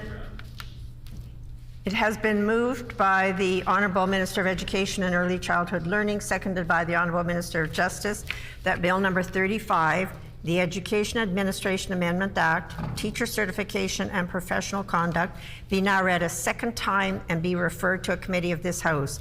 Her Honour, the Lieutenant Governor, has been advised of the bill and the message is tabled. The Honourable Minister of Education and Early Childhood Learning.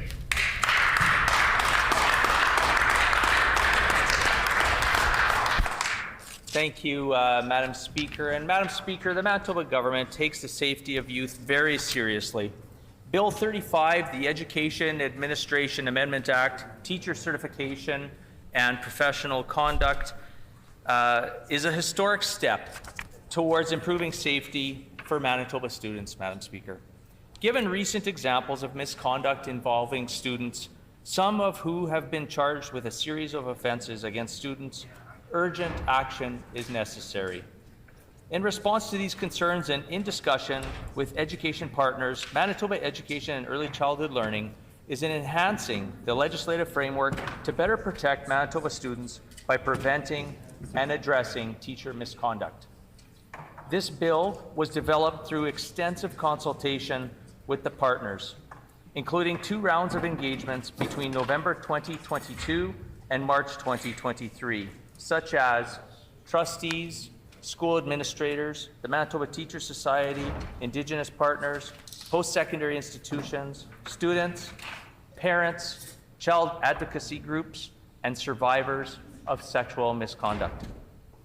Reflecting what we learned during these consultations, this bill proposes new structures and processes to improve accountability and transparency regarding the regulation of teachers and better align Manitoba's legislation with other Canadian jurisdictions. Specifically, as a result of Bill 35, an independent commissioner will be established to respond, investigate, and adjudicate matters of teacher misconduct. One of the most important considerations we heard from stakeholders is that there needed to be a clear avenue for anyone to report misconduct. It is important that such reports can be easily made after the first offense in order to ensure that it can be addressed before other students can be harmed. This will also give the Commissioner the ability to identify concerning patterns of behavior and potentially stop them before they escalate. In order to balance the need to have an open, compliant process with the rights of teachers to not be subject to malicious or false complaints, the Commissioner will have the authority to dismiss a complaint if it is frivolous or out of scope of their jurisdiction. Further, in order to ensure that legitimate complaints can be dealt with in an expedient manner, the Commissioner can enter in a consent resolution agreement with the investigated teacher to resolve the matter or refer matters to be adjudicated by a hearing panel. As an important improvement to our current adjudication committee, hearing panels will now have members of the public that are not teachers, ensuring that their voice and perspective can be considered given the high level of responsibility entrusted in teachers. To increase transparency and accountability, consent resolution agreements entered by the Commissioner and decisions from hearing panels will be made public. An exception is allowed in cases that would cause significant harm to the victims. In such cases, a summary of the agreement or decision may be made public. In addition to addressing matters of misconduct, the Commissioner will also have the authority to take action against a teacher's certificate to address matters of competence. This will ensure a single-door approach with consistent processes for addressing all professional matters. The Department is committed to consulting broadly with stakeholders, including the Manitoba Teacher Society, on development and implementation of the professional standards. Other key components of the framework include an expanded definition of professional misconduct and broader reporting obligations for employers of teachers. Proposed amendments also establish a registry of certified teachers that will be publicly accessible and will provide information on the status of a teacher's certificate and a record of actions taken against a teacher's certificate. A public registry will increase transparency for employers and parents, providing them the necessary information to make informed decisions. Experts in the area of child protection, such as the Canadian Centre for Child Protection, have recently highlighted the need for such registries in their report, Child Sexual Abuse and Victimization by K-12 School Personnel in Canada. Teacher registries are common across Canada, including in all Western provinces and Ontario. Our government is committed to respecting the privacy of teachers while also facilitating easier access to this important information. The proposed legislation also provides future avenues to address mandatory training, a certification renewal process that can include obligatory background checks and other requirements to be satisfied at the time of renewal. The department will continue to engage with employers, teachers, students, other education partners, and of course the general public to clearly communicate and implement these changes. Thank you, Mr. Acting Deputy Speaker.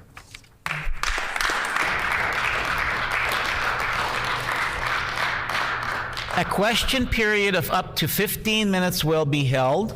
Questions may be addressed to the minister by any member in the following sequence. First question by the official opposition critic or designate. Subsequent questions asked by critics or designates from other recognized opposition parties. Subsequent questions asked by each independent member. Remaining questions asked by any opposition members, and no question or answer shall exceed 45 seconds. The Honourable Member for Transcona. Well, thank you, Mr. Acting Deputy Speaker. With such an important bill being brought forward today, one that deals with teacher registry, I would like the minister, I know he did touch upon it on his opening remarks about the consultation process, but I'd like him to talk a little bit more about what that looked like. Did they come to the legislature? Did the department go out and seek consultation? Were they done in a fashion that certainly had teacher voice included? The Honourable Minister of Education and Early Childhood Learning.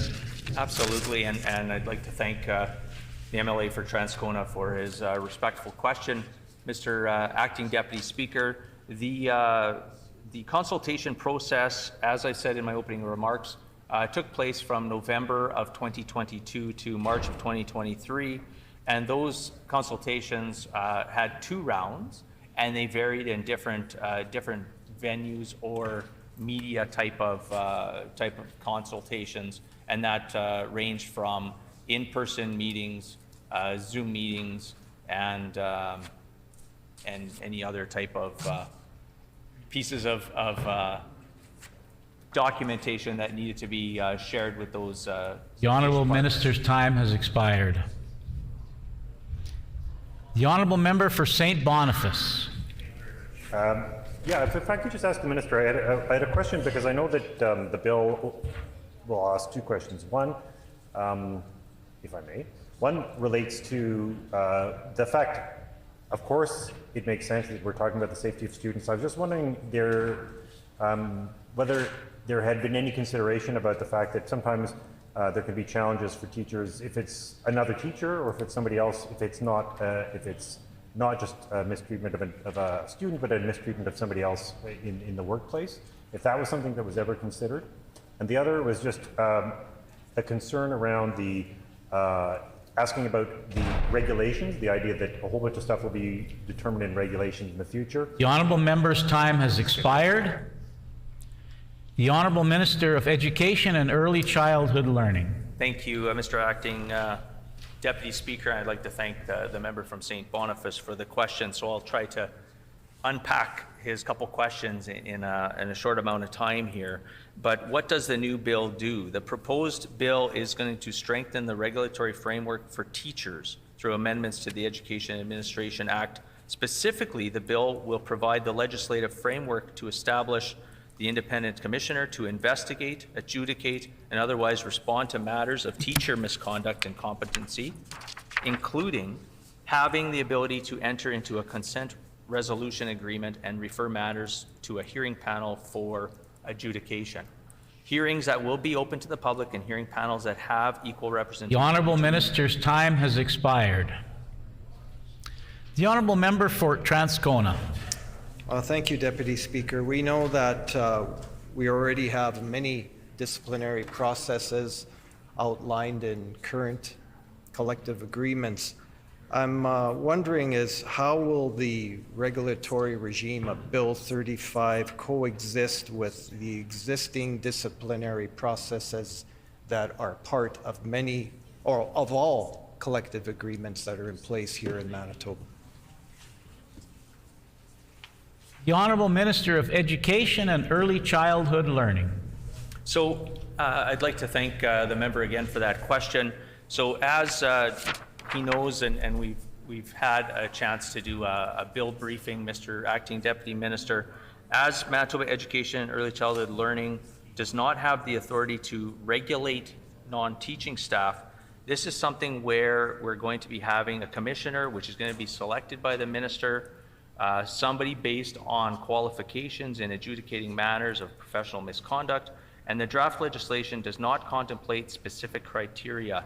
In other jurisdictions such as British Columbia and Alberta, similar roles are occupied by individuals with backgrounds in the legal system.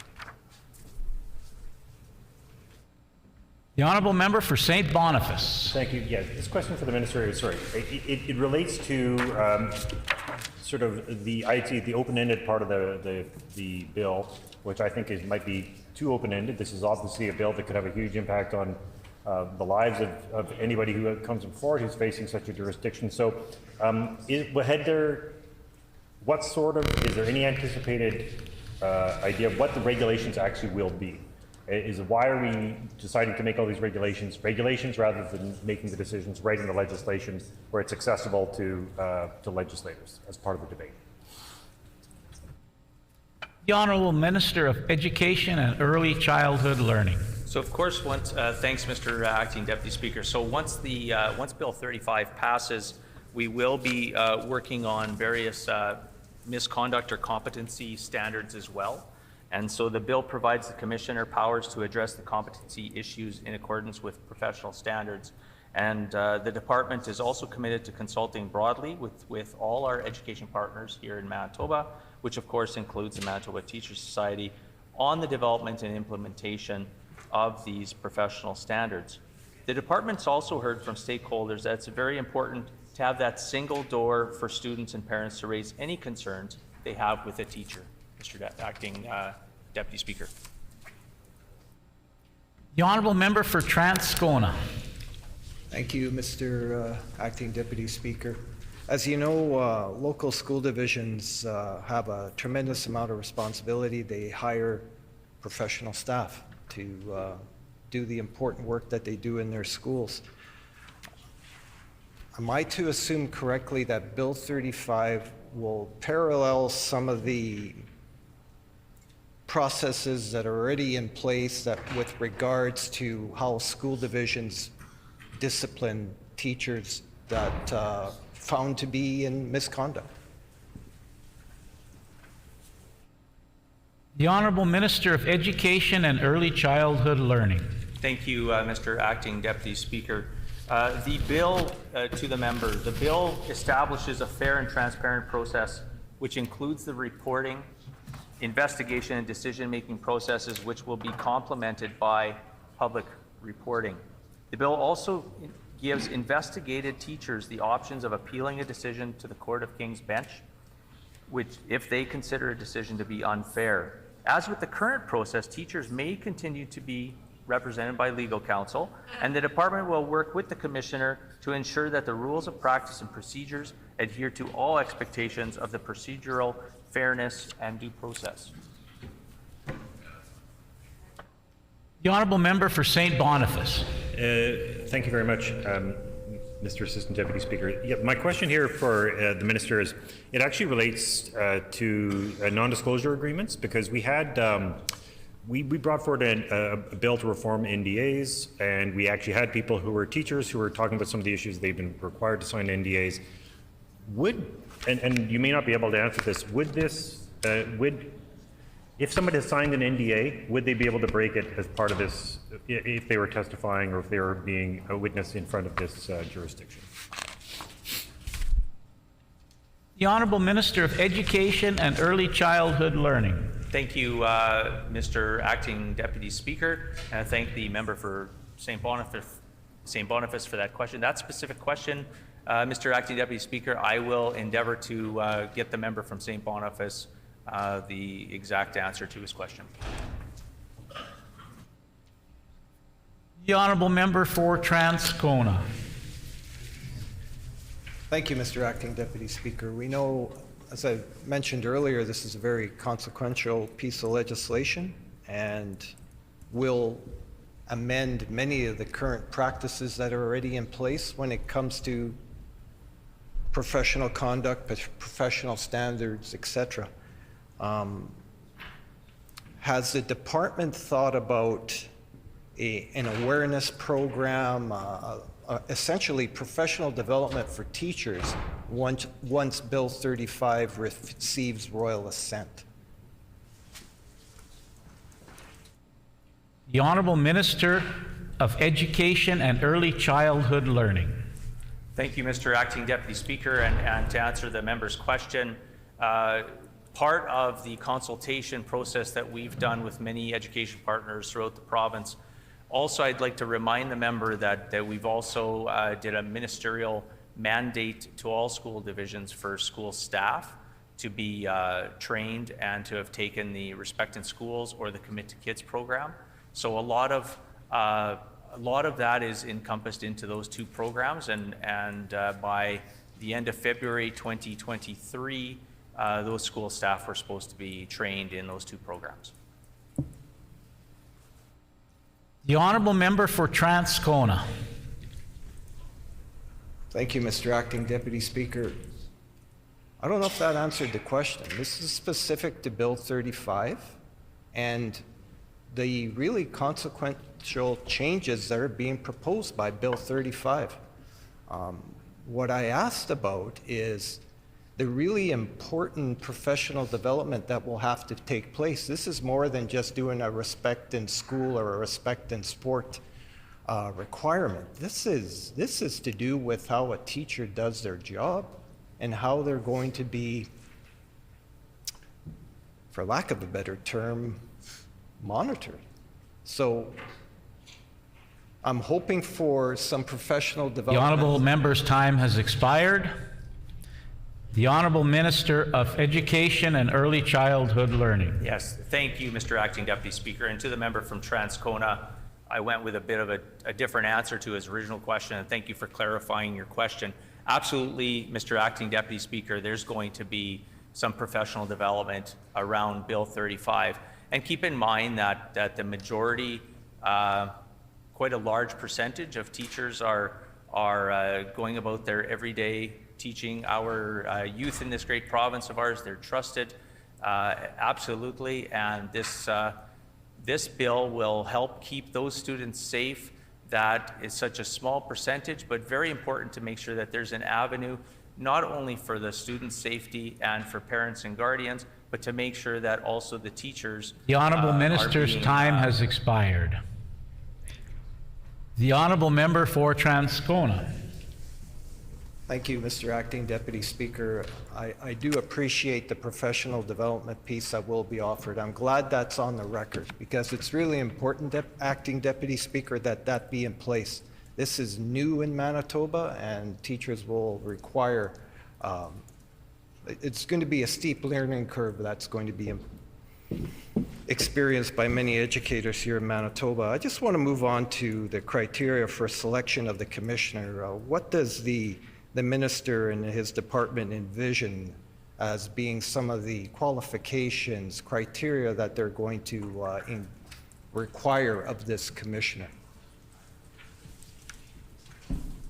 The Honourable Minister of Education and Early Childhood Learning. So thank you, Mr. Acting Deputy Speaker. I would like to answer the member's question, but I would like to put a bit of a clarification on his perceived steep learning curve.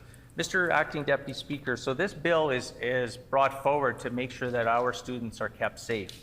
The professional misconduct that we are talking about that the Commissioner will be looking at is any act concerning a pupil or other child under the teacher's care or supervision that involves sexual abuse or sexual exploitation, sexual misconduct concerning a pupil or child, physical harm to a pupil or child, significant emotional harm to a pupil or child. Mr. Acting Deputy Speaker, I take exception to the fact that that the member is saying that teachers are going to have a steep learning curve. Don't do these things. The honourable member for Transcona. Yeah, I don't even know where to go with that, Mr. Acting Deputy Speaker. We're having a respectful dialogue here, and this is where we go with a very consequential bill that impacts teachers in schools as well as kids. My question was specific to the criteria that is going to be used to select the commissioner. People deserve to know that, as do kids. They need to feel that this is going to be a process that's going to be well undertaken. So I'll ask again, what are the criteria going to be used to select the commissioner? The Honourable Minister of Education and Early Childhood Learning. Thank you, Mr. Acting Deputy Speaker. And I did not mean in my previous answer to upset the member from Transcona. The fact of the bill, Mr. Acting Deputy Speaker, is the fact that we take the safety of youth very seriously. And I just wanted to clarify for the member what was involved in the bill. And I know he's had a bill briefing. But in regards to the commissioner, the commissioner will be selected by the minister based on qualifications in adjudicating matters of professional misconduct. The draft legislation does not contemplate specific criteria. In British Columbia and Alberta, similar roles are occupied by individuals with backgrounds in the legal system, Mr. Acting Deputy Speaker. So hopefully that clarifies and answers the member from Transcona's question.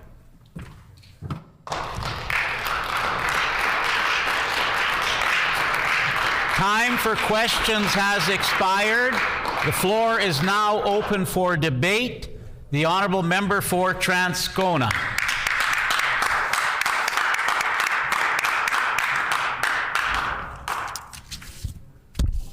Thank you, Mr. Acting Deputy Speaker. It's always an honor to get up in this House to debate bills consequential, like Bill 35 that's being brought forward. And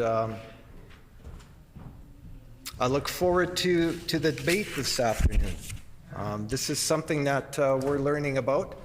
As you could see through the question and answer period, Mr. Acting Deputy Speaker, it's important to get these items on the record so that everyone in the province knows what Bill 35 contains and what it entails. It amends the Education Administration Act that exists right now. To teach in a public school or funded independent school, a teacher here in Manitoba must have a Manitoba teaching certificate. I still have my first teaching certificate, actually, Mr. Acting Deputy Speaker. I keep it in my wallet. It's because something that I'm very proud of, and something that they can never take away from you, unless, of course, misconduct occurs. The following are some of the key changes that are made in relation to this certification process, and this is to do with the Registry of Teachers. An online registry will be established to allow the public to obtain information about a teacher's teaching certificate, including the date it was issued, its class, and its current status. The registry will also include a record of any disciplinary action taken against a teacher. The Director of Certification will be appointed to oversee this process for teachers and for the registry. The government is given the authority to make competence standards that teachers must meet to be issued and to maintain the teaching certificate. There, of course, will be a disciplinary process where a commissioner is appointed to oversee this new process. And the commissioner will have a lot of awesome responsibility, Mr. Acting Deputy Speaker, especially when it comes to the reviewing of complaints from the public and reports from school boards and other employers about teacher misconduct and incompetence.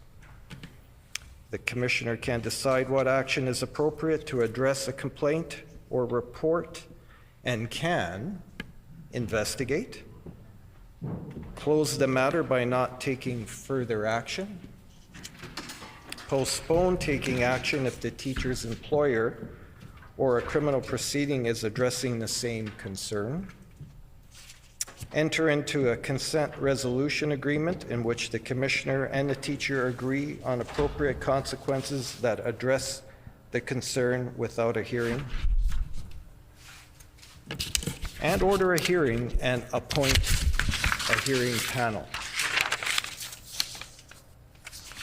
If the hearing panel, Mr. Acting Deputy Speaker, finds a teacher guilty of professional misconduct or incompetence, or that a teacher lacks capacity to carry out professional responsibilities, the panel may suspend or cancel the teacher's certificate, place limitations or conditions on it, or reprimand the teacher. An appeal from the hearing panel's decision may be made to the Court of King's Bench. And these are consequential amendments that are made to the Public Schools Act and the Manitoba Teachers Society Act. Mr. Acting Deputy Speaker, I am on the record, my party is on the record as saying that the safety of kids is our #1 priority. It absolutely is. I can say that when I stand up in caucus, I certainly have the support of my caucus members, and they were in full agreement that the safety of kids is our #1 priority. I will say that with the Manitoba Teachers Society, the very first point in the professional code of conduct is to do with the safety of children. So as professional educators, we have that as our #1 priority. And as been mentioned, this bill is not intended for the very vast majority that do understand that point. We do need something in place that ensures that our kids are not preyed upon in school. There's a piece here that remains really important, and that's the professional conduct piece.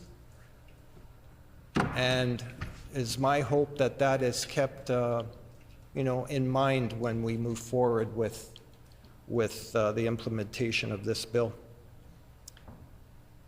It's important that every kid feels safe in school, absolutely. The most trusted people in the public school system are teachers. And teachers take that very seriously. It's quite a responsibility to be responsible for young people in your classroom. One that comes with certainly a high level of reward, Mr. Acting Deputy Speaker. A high level of reward because you get to work with young people and help them on their path to develop themselves into very capable human beings, ones that will contribute to their communities. That's why having a mechanism and structure in place to ensure children are protected in schools is important, and that there is accountability, Mr. Acting Deputy Speaker, for people that harm and hurt children. As I said earlier, we will support this bill on the principle of accountability that it reflects.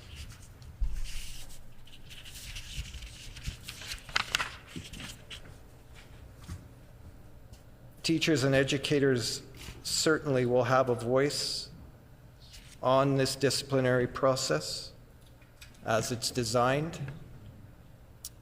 The representatives of teachers and educators need to ensure that their voice is heard. There are already some mechanisms in place, Mr. Acting Deputy Speaker, that I hope will also be considered once amendments to this bill come forward. There is a professional growth process that many teachers are a part of every year. It's an important piece of their professional practice. I know it's something that certainly many of my former colleagues in the school division that I worked in took very seriously and looked forward to the process every year as a bit of a review for that, Mr. Acting Deputy Speaker, and how it relates to Bill 35 is that the professional growth process really allowed the school administrator to get to know the teacher, to know what their priorities are and were, and to establish processes so that they could also improve their professional practice. That professional growth plan process is one that is taken very seriously by teachers and school administrators. And, you know, it's a process that I hope is reflected in some of the phases of this bill. That's why teachers need to be at the table throughout. And I did hear the minister say that they were consulted. I hope that consultation process continues because, as you know, with the introduction of any new bill, once it's rolling and once it's in force and in action, there's going to be things that are going to come up that are going to require some tweaks and some changes. And from what I heard from the question and answer period, I heard that the minister and the department are open to that so that it does ensure what it's intended to do. Because as I said earlier, and the minister has said this too, vast majority of teachers are committed to helping and protecting kids. And we understand that. Manitobans also understand that. They see that every day in the great work that teachers and school administrators do. I know that this bill also impacts those that have a teaching certificate that aren't just teachers, right? I mean, there's the, of course, the clinical staff that are also part of this, and that's important too. I would like to see some of the pieces expanded a little bit more in a sense of encompassing all of the people that work within the educational system and not just teachers or what are termed as professional staff. I know that the minister knows this, and I know that this is likely going to come up at committee stage, Mr. Acting Deputy Speaker, that we look at expanding the scope of this bill to include everybody that is exposed to children in the school, not just in the school, but also outside of the school, wherever children are in place and under the supervision of the school at that time, because sometimes it's also outside of hours, different locations, etc., like on the bus, things of that nature. The piece that's interesting too is the bill would allow parents and students in Manitoba to be able to check on a teacher's disciplinary history. Very important. That already exists in a couple of provinces here. And I do think it's time here in Manitoba that we have something like that here. Teachers rightfully consider themselves as professionals. And as this has evolved, you'll see that professional people that are considered professional, like doctors, also have this in place where you can check on their qualifications. And so that's a piece that will be important. The independent commissioner role is going to be vitally important as well, Mr. Acting Deputy Speaker. I did ask for some clarity during the question and answer period. And I know the bill is new, Mr. Acting Deputy Speaker, and the process is going to be new. Just for myself, and I'm sure the minister may feel the same way about this, it'll be very important for the commissioner to have some experiences within the public school or independent school system, or have a deep understanding of how the system works. That will provide, I believe, a lot of credibility for the commissioner to do their work. It'll inspire confidence in families, in communities, and also in teachers and professional staff. That commissioner role will be very important, only not just because of the job they're going to do, but also too there's going to be something there that comes with it, and that's an awesome responsibility to make sure that the bill is administered the way it's intended to be administered. I would hope, Mr. Acting Deputy Speaker, that commissioner role will grow in its scope and responsibility, and will provide the necessary guidance for the next steps whenever next steps need to be taken in the disciplinary process. The bill is important. I did mention, Mr. Acting Deputy Speaker, that there may be some need for amendment.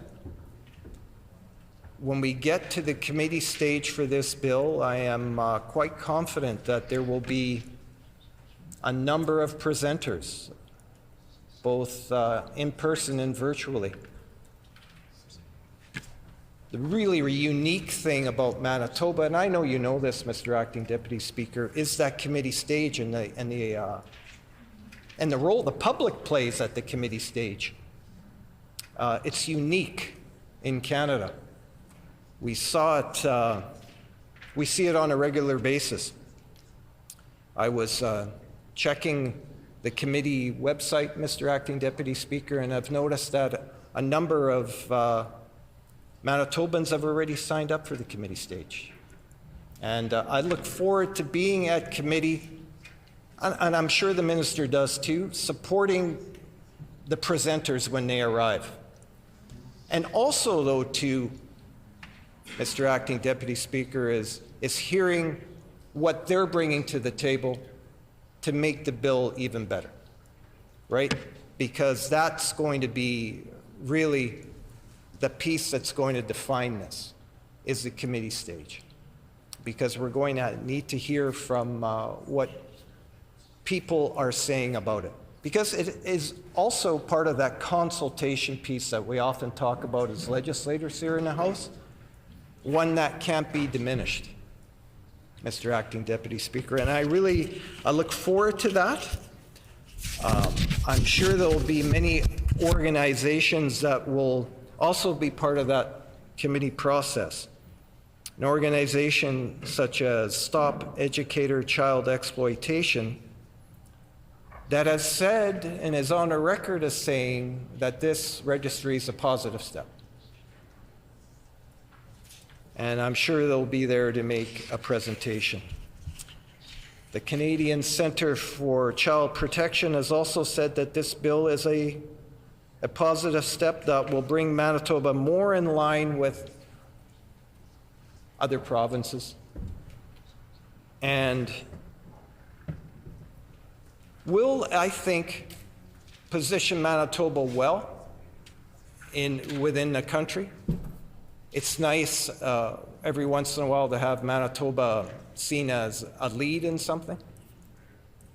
That's an important piece. And I know a number of these organizations have already said that. We also know that there are exceedingly few teachers that engage in these heinous acts, and this is what the bill is intended for. That part is goes without saying. But you know, we did earlier, Mr. Acting Deputy Speaker, bring forward a private member's bill, Bill number 224, that talked about protecting youth in sports. We know that schools provide a lot of opportunity for sport and for extracurricular activities.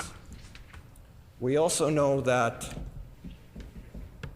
some of the coaches, some of the people that undertake leadership in that area are not professional staff and are not covered under this bill. Bill 224 would have looked after that. could have worked in tandem with this. It would have ensured that schools and sports organizations, Mr. Acting Deputy Speaker, would have been covered by many of the same provisions that are in this bill. It would have been a really good first step. I think it would have shown some magnanimity on the government benches to accept some of what we were bringing to the table at the time. I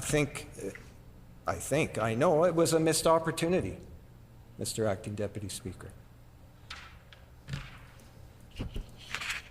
Because there are certain provisions in Bill 224 that I think are really important and would have had as expectations, such as would have prohibited young athletes from being in coaches' or principals' homes without parental permission.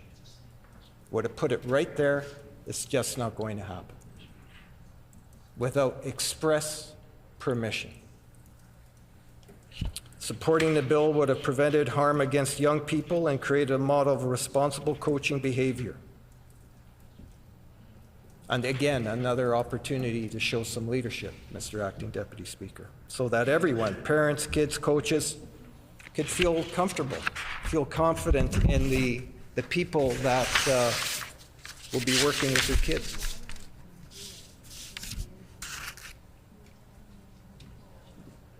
One of the really important pieces as you're growing up is, Mr. Acting Deputy Speaker, is acquiring your voice, your own ability to advocate for yourself. What teachers do is they certainly teach kids how to develop that voice, because it's difficult. It's difficult to develop, and it requires a lot of work, a lot of role modeling, and a lot of important reflection and dialogue with kids as it's being developed. It's kind of like raising your own children, right? How do we develop their voice? Bill 224 would have done that, would have helped that. And prior to introducing Bill 224, we also introduced a private member's resolution to address the same issue, Mr. Acting Deputy Speaker. Unfortunately, the government benches decided not to support that PMR. Again, an opportunity that was missed. You know, and I remain somewhat disappointed by that. We are talking about child protection and child safety here. As legislators, we bring forward important pieces of legislation, either through a private member's bill or private member's resolution, so that we can debate these important topics right here on the floor of the Manitoba Legislature. And that was an opportunity for this government to show how serious it was. It was a missed opportunity. The need for measures like this to protect children are, unfortunately, they're sadly documented, and even brings me a little bit of pain to even repeat some of these, Mr. Acting Deputy Speaker. Because, of course, it impacts our young people. Was sad to read that in April of 2022, a Winnipeg high school football coach was charged with multiple alleged sexual assaults. As I said earlier, these are acts that are just so unacceptable that it just it leaves you more than disappointed. It leaves you a little bit angry. Disillusioned, thank you.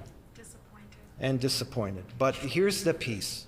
We had Bill 224, Mr. Acting Deputy Speaker, that would have addressed this, that we brought it at the time. And when given the opportunity, of course, it didn't happen. Relevance, you darn right it's relevant. We're talking about the safety of our kids, and somebody on the other side, Mr. Acting Deputy Speaker, is shouting relevance? Are you kidding me? Come on. We're on the floor of the Manitoba Legislature here debating really consequential legislation, and this is what we get from the government benches. You know, I remain disappointed and disillusioned. Preventing sexual abuse, Mr. Acting Deputy Speaker, is something that's really important, and we know that. We have received a number of suggestions from community members to better protect youth, and we're hoping that some of these measures, eventually through the committee stage or through other amendments, are certainly considered to make this bill even better. These rules will just not only apply to professional staff, as I said earlier, Acting Deputy Speaker, but also to everybody that's exposed to children in school and outside of school. Really important pieces. I do also want to say that there are other prevention strategies, and that we ensure that we put them in place so that we don't get to a point where we have legislation that doesn't have enough oomph to ensure that we have the protection of our youth in our schools. I will say this, Mr. Acting Deputy Speaker, that we will work closely with other legislators in this House to ensure that Bill 35 does what it's intended to do. We will work with the Manitoba Teachers Society, Manitoba School Boards Association, Manitoba Association of School Superintendents, and other important organizations to ensure that the bill is designed to do what it's supposed to do. Because, like I said earlier, when given the opportunity to support some of our private members' pieces, we didn't get that from government benches, and that was disappointing. So I'm looking forward to the committee process. I'm looking forward to the ability to bring forward amendments to make this bill even better, stronger, and protective of kids. And with those few comments, Mr. Acting Deputy Speaker, I would like to wrap up my debate. Thank you.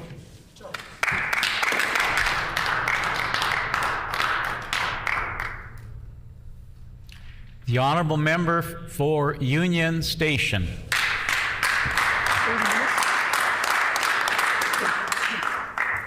Thank you, Mr. Oopsies, I just dropped my notes. I apologize. Thank you, Mr. Acting Deputy Speaker. I really am grateful for the opportunity to put a few words on the record in regards to this bill.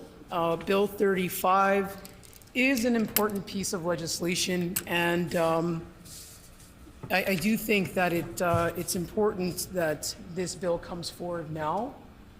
And I recognize that there are some concerns that people have in regards to this bill. I've heard some of those concerns from some educators. But I do think that everybody is really on the same page, that everyone that I talk to and that I know certainly wants to make sure that kids are safe and that students are being educated in ways that prioritize their well-being and protect them from people who may be putting their health at risk, and that's their physical, emotional, and their mental health at risk, folks who may harm students. And unfortunately, you know, we do live in a time in a society where we still do see incidents, tragic incidents of people in positions of power and authority, educators, hurting students. And it's devastating every single time we hear one of those stories. And I think that every time we do hear one of those tragic stories, it reminds all of us to reflect on what it is that we can do in our capacity to make schools safer for students, more equitable for students, so that they can have, you know, as pleasant an experience as possible, and then move on from, you know, their K-12 education and pursue whatever their interests and their dreams are. So I'd like to take this moment to highlight a couple of incredible educators that I had in my life growing up as examples of why it's so important that we create positive spaces and strong K-12 institutions for folks to be learning. You know, I grew up just south of the city, and there were a couple of people throughout my childhood and my teen years who had a tremendous impact on my life. And there's one person in particular, there's several actually, but one in particular named Dennis Marinelli, who was an educator at St. Norbert Collegiate for many decades, and he retired a few years ago. We remain friends to this day, who made a big impact. And one of the most important lessons I learned from Mr. Marinelli was that what we should expect from our educators is an approach to teaching that really puts the needs of students first. And, you know, I'll share one story really quickly because it's one that I'll carry with me the rest of my life, and I've carried with me to this point in my life. So when I was very young, I was in about the 10th grade, going into the 10th grade. I was a pretty good basketball player by that point, and I've been playing on the varsity basketball team for Mr. Marinelli. And other students and other adults in my life, other teachers, other educators from other schools were encouraging me to go to another school, a bigger school, maybe a fancier school. And they were telling me that if I went to a bigger school, I'd have more opportunity to get a scholarship. And I was in a situation where paying for post-secondary wasn't going to be a thing my family could do. I was going to have to earn a scholarship or work jobs or what have you to make it happen. And so it was a big deal for me to hear from other teachers and other adults that I could get a scholarship or have a better chance at that if I went to a bigger school where I might get more attention. And so, you know, Dennis Marinelli and other teachers at St. Norbert Collegiate were people that I really trusted. They were teachers who made me feel safe. I was a kid who was bullied for many years in grade school, quite badly. And so being in an environment where I felt safe and I knew that the teachers had my back was a big deal. And so I brought this information to Dennis Marinelli, Mr. Marinelli, one day. And I said, you know what, I really appreciate everything you've been doing for me as a young basketball player, but everyone's telling me I should go to a bigger, better school. And, you know, the interesting thing was Mr. Marinelli did not do anything to try to convince me to stay at St. Norbert Collegiate. He listened to me, and he said to me that what he wanted for me was to have the best possible future I could have, and to be happy, to be a happy kid.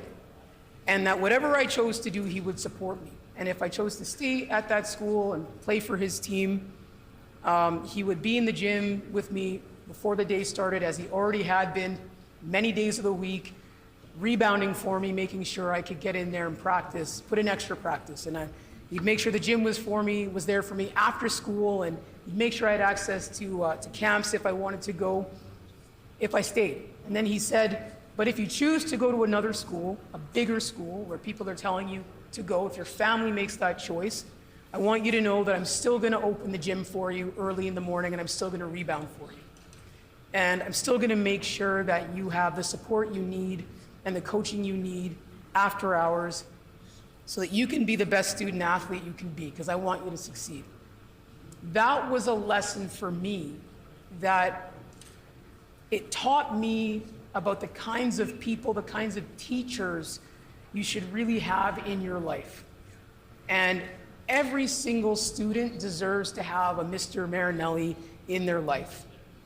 And, you know, it is so important that we do what we can as legislators to ensure that students not only have people around them who have their best interests at heart and impart on kids, you know, those kinds of moments that help inform the way that they navigate the rest of the world, but that we also protect kids from folks who maybe don't have their best interests at heart. And, you know, this bill certainly provides an opportunity for parents, for communities to get a sense of who it is that's educating their children, to know transparently if there's any concerns they should be aware of. And it talks about putting in some measures to investigate and, you know, look at situations where maybe, unfortunately, kids have been at risk or harmed. And so I really think it's important to talk about some of the details because the details really do matter. So specifically, and I know that my colleague, the MLA for Transcona, has already asked about the commissioner appointment rule, but I think that's an important point to talk about. And I say that because, you know, I was pretty lucky in certain ways growing up, and I don't want to say, you know, maybe lucky is not the best word because, you know, all kids should have really great educators around them, but I was pretty fortunate to have some wonderful adults in my life, wonderful teachers in my life who recognized that not only was I a kid going to their school, who lived in the community, but they also recognized that I was a first-generation kid. I was a Nigerian kid. I was a kid who was raised in a pretty traditional, pretty strict, I wasn't partying on the weekends kind of household. I had to get certain grades if I wanted to play sports kind of household. You know, if there was an issue at the school, Mama Doris was at the school the next day kind of household. And, you know, they really saw me as a whole person, a really dynamic kid. And I think it's so important that when we look at who is going to be appointed to oversee a disciplinary process for teachers, that person does come with the understanding of what intersectionality means and how it functions in schools.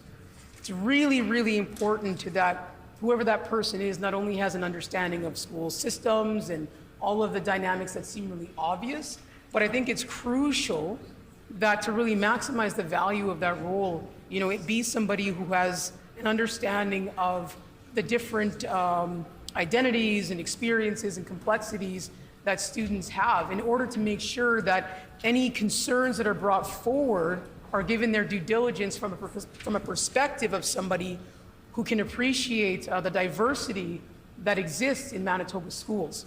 And so I do think that it's really important that the minister have clarity on that. I don't think that we really got any clarity whatsoever from the minister when my colleague, the MLA for Transcona, asked specifically about, you know, who that person could be and what the expectations are and what they bring to the table.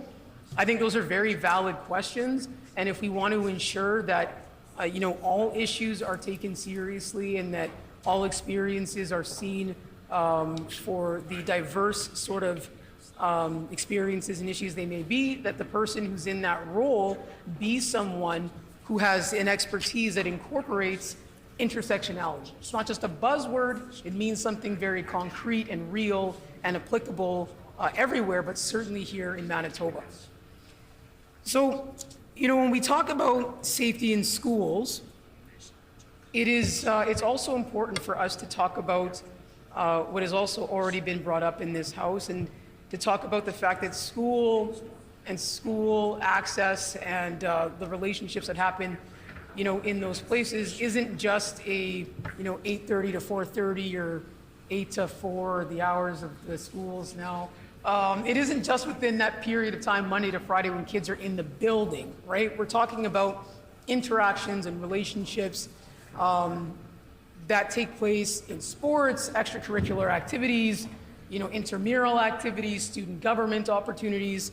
You know, there's all kinds of times, places, and spaces where it's really important that we ensure kids are safe and that educators have a full understanding of the impact they have on students well beyond the classroom and well beyond their respective buildings, school buildings. And so, you know, that's, you know, the other part that I think is really important in terms of when we're talking about accountability for teachers and protecting kids, we need to talk about the ways in which we are ensuring that teachers are educated, ensuring that they are informed in terms of what is appropriate and not appropriate, in terms of, you know, how power dynamics manifest in academic spaces. And there was a bill brought forward by our colleagues on this side of the House, Bill 224, that was a really good opportunity for the government, the PCs, to acknowledge that kids do not, the need to protect kids doesn't just stop during school hours, that teachers often wear very many hats, especially, dealing with the government that's been underfunding and cutting school budgets for, several years now. We see teachers taking on many more responsibilities. Coaching is just one example of many. And my colleagues brought forward a bill that would have put in better provisions to protect youth in sport. To me, that's kind of a common sense bill. It's really a common sense approach to better protecting kids. So I do think it's concerning that the PCs have failed previously to take a step that would further protect children in sports. And, there are unfortunately many cases in the last handful of years alone where we've seen students be harmed, sexually abused, physically abused, emotionally and mentally abused by coaches. And in some cases, those coaches have also been their teachers. So you can imagine the incredibly difficult dynamic for a student who maybe is suffering abuse at the hands of a coach, and then this same student goes to school, maybe they're competing on the weekend in a tournament, that same student returns to school, and Monday morning they're sitting in a classroom with the same person, that coach, who maybe also happens to be a teacher. And, Bill 244 was an opportunity for this government to take an additional step to protect those very kids. And it is disappointing that they chose not to do so. But, on the topic of what is needed to protect kids beyond this bill, because this bill, is doing something important, I do think that there's ways this bill could be strengthened. And it's really important because we are all on the same page. We all want to do our part to make sure kids are as safe as possible in schools, right? And to hold teachers accountable if they're abusing and misusing the trust of students and families. I also think that there's much more that can and should be done. And, there are many ways in which we can educate folks. There's a lot of training that we can provide folks that currently is not happening. I'll share with you that myself and my colleague, the MLA for St. Patel, and as well as my colleague, the MLA for St. John's, we've met with different students over the past few years who have unfortunately had negative experiences in their schools. And I'll give a couple of examples because they're specific to anti-Black racism.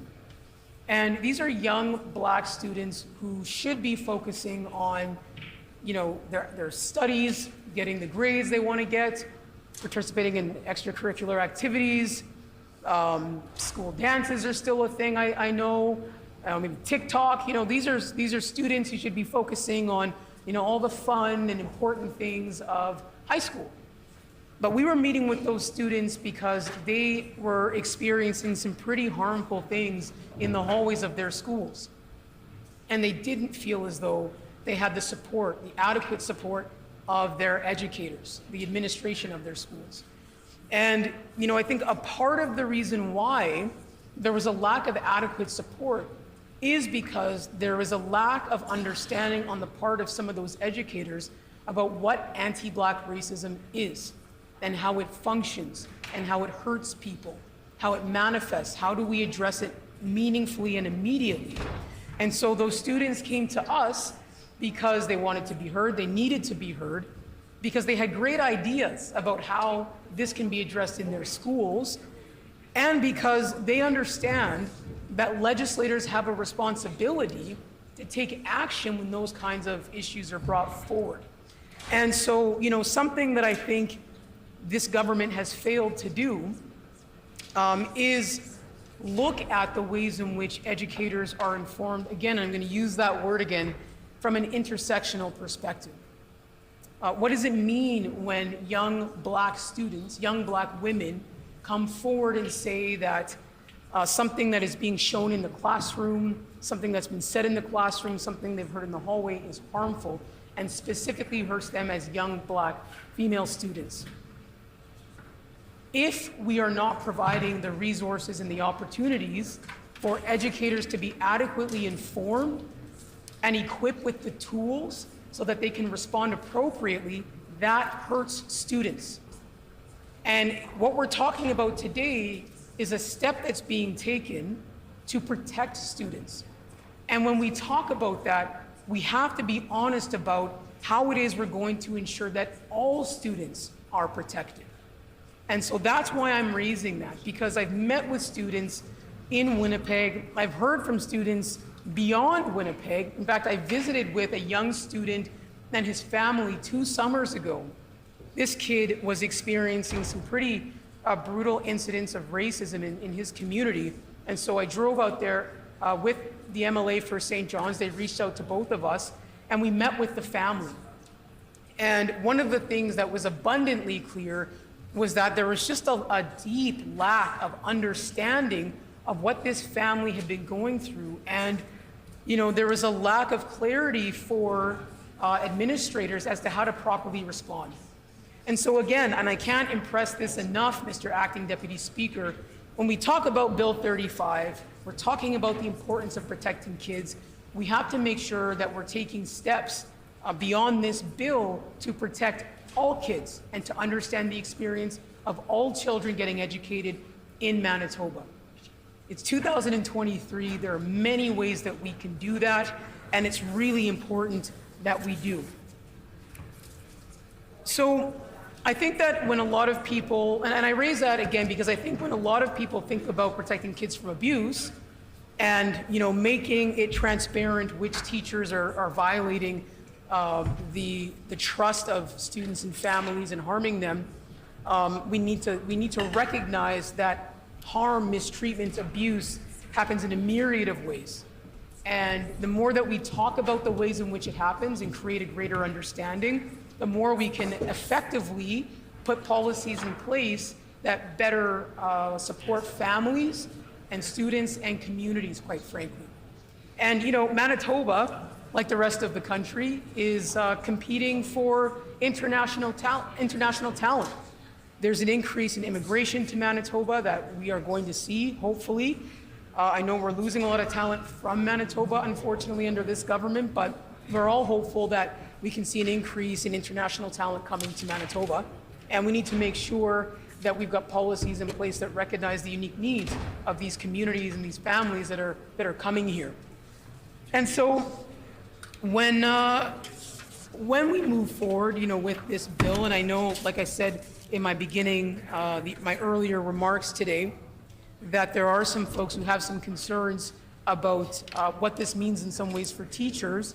You know, I think that it is important that we involve teachers in the conversation. They should be at the heart, along with students and families, of, you know, this legislation, and making sure that everybody, as much as possible, is on the same page about why this is important, but also recognizing that, you know, overwhelmingly, we have such incredible teachers in Manitoba. We have such incredible educators throughout the system working in so many different ways, wearing so many different hats. And we value that. You know, their expertise is really invaluable to our communities. And what we want to make sure is that folks who maybe have nefarious intentions or have, you know, not lived up to the standards of these incredible teachers, that families know who they are and understand the full breadth of the impacts of what their behaviors might have been. Now, I know I've talked a little bit about what it is I think can be done to strengthen a bill like this and policies that we bring forward. And, you know, I do think it's important for us to recognize that, unfortunately, you know, here in Manitoba, there are folks who go without the same level of access to particular resources. And I'm speaking specifically now about those students who live in rural and northern communities. You know, when we talk about protecting students, we have to recognize, and I think we do recognize, that there's a very real impact on students who are victims to mistreatment at the hands of educators. And, you know, right now, if you're a student who doesn't live in Winnipeg, if you're a family who lives, you know, in a rural or northern community, it's harder for those folks to get access to the supports that they might need in order to heal from these experiences. You know, if you need access to a psychologist, a psychiatrist, a registered psychiatric nurse, a counselor, a therapist, if you need access to services of various kinds, in order to support you and your family after navigating maybe a harmful incident. There's barriers that exist, real barriers that exist disproportionately for folks living in rural and northern communities. And again, I have to say it because it is so important that if you are somebody who is part of a targeted or marginalized community and you have very specific needs in terms of what those services should look like to meet your needs, the barriers are even greater for those folks. And so when we bring a piece of legislation like this forward and we're acknowledging that we have to take steps to create safer environments for students and hold educators more accountable, right? We also need to recognize that we need to ensure that the resources and services that are meant to be there to support these kids and their families, should something, unfortunate or tragic take place, are there. And right now, across Manitoba, we know that isn't the case. We know that, unfortunately, due to underfunding by this government, cuts to mental health services by this government, and a failure to adequately support the areas of mental health care and well-being, that students who, again, have maybe even unfortunately had a negative experience, a harmful experience with an educator, would need to access or might benefit from accessing, those services are super limited now. And I think that one step that could have been taken was, instead of giving a $4.5 million contract to a private company, Warner Chappell, during the pandemic, that money could have been invested in schools to the services and resources that would have ensured now, after being a couple of years removed from that money being spent, could have ensured that kids have access to more counselors in their schools, that kids have greater access to psychologists in their schools, and that families who are dealing with maybe even the news of, now there's going to be some reporting and access to the information regarding misconduct, it would be very jarring, I would imagine, for any family to see that, perhaps their student, their child was in a situation or in an environment with somebody who had been causing harm and may want to access support to process that, right? And so we need to make sure that those supports are there for them when they need it. And right now, that's not the case. And we need to work, extra hard to make sure that folks living in rural and northern communities, and that families who are navigating, maybe more complex experiences, complex challenges, have those services even more readily available to them. And, I think lastly, what I'd like to talk about in regards to this bill is that it is so important that, government work alongside educators, work alongside administrators, and work alongside families in order to bring forward policies that are as comprehensive and as forward-thinking as possible. I do think that that is a shortcoming of this government. They have a hard time working with other people and have really earned the lack of trust that Manitobans have for them, unfortunately. And, with a bill like this, being able to effectively roll this out, being able to create an environment where people have full confidence that a commissioner is going to appropriately and adequately and consistently investigate issues that are brought forward. People really have to trust the government's ability to handle those decisions and make those appointments. And right now in Manitoba, Manitobans don't trust this government, which is why we're here asking really important questions, so that we can go back, on our side of the house and sit down with Manitobans and provide them the answers to their very important questions, and to let them know that, should government change this year, or at some point, that an NDP team, an NDP government, would work collaboratively with students and their families, with teachers and administrators, to ensure that a role like the commissioner, who would be investigating as per this bill, is fulfilled by somebody who, again, has a comprehensive understanding and appreciation for the incredible diversity of our student population here in Manitoba, and somebody who, really understands the value in taking an intersectional approach to their role. And so, while we're on this side of the House, we'll continue to amplify the voices of Manitobans, and we'll continue to advocate for improvements to legislation that, although we may support it, we recognize improvements can be made, and that's not a bad thing, right? It's a good thing. It's a good thing that we can have that conversation and debate and hopefully bring things forward that strengthen legislation that is meant to protect vulnerable populations. And, we'll continue to meet with and listen to and act on the expertise and the experience of our valued frontline educators, again, of which we have an abundance of incredible educators in Manitoba. I shared my own personal experience with just one. There are many, many, many more of them, thousands across our province.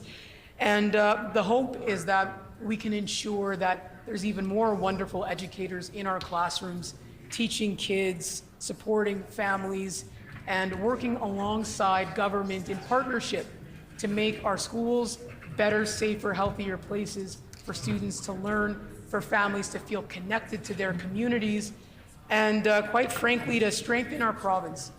Students are leaders right now, but they're certainly the leaders of tomorrow, and making sure they're protected and that they're well throughout their journey is part of how we make sure that they're well and protected as they move forward to strengthen our province as a whole.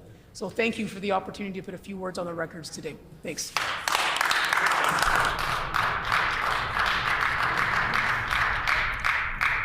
The honourable member for St. Boniface. Thank you, Mr. Assistant Deputy Speaker.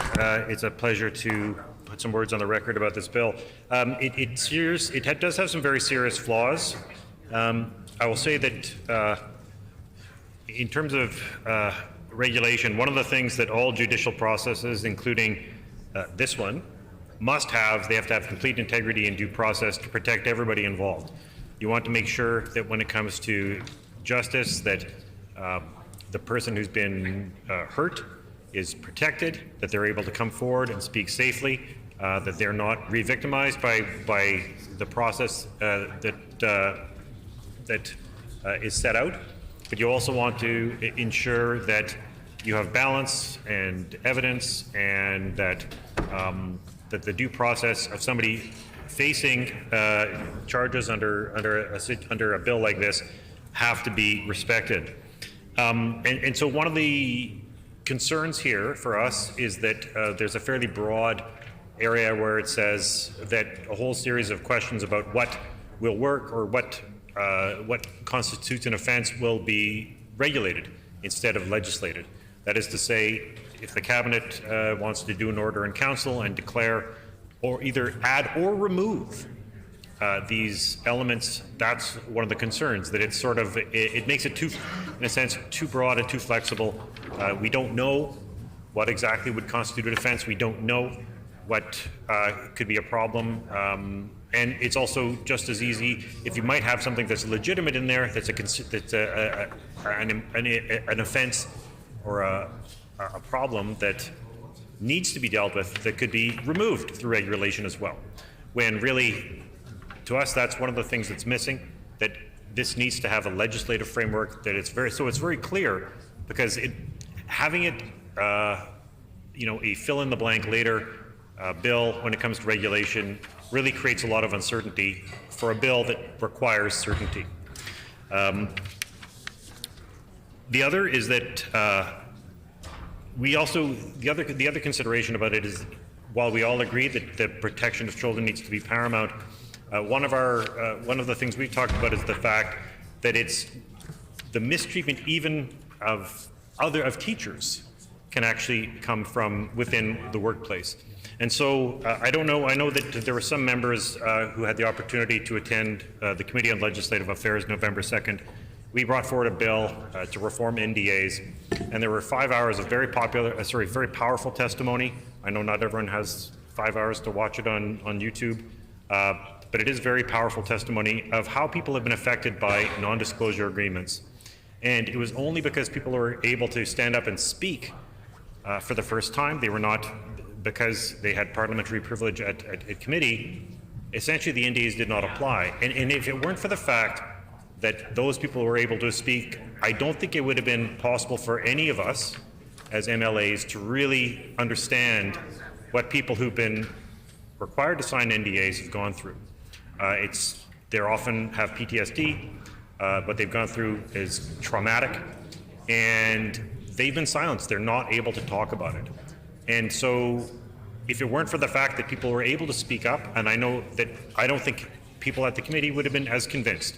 I was bowled over, really, and I know that a lot of the other members of the committee were influenced by this very powerful testimony. And one of them was within the education system, so I just want to talk a little bit about that. That there was a teacher who came forward who'd had some issues. She expressed concerns for her health and safety because she had some very severe allergies at work.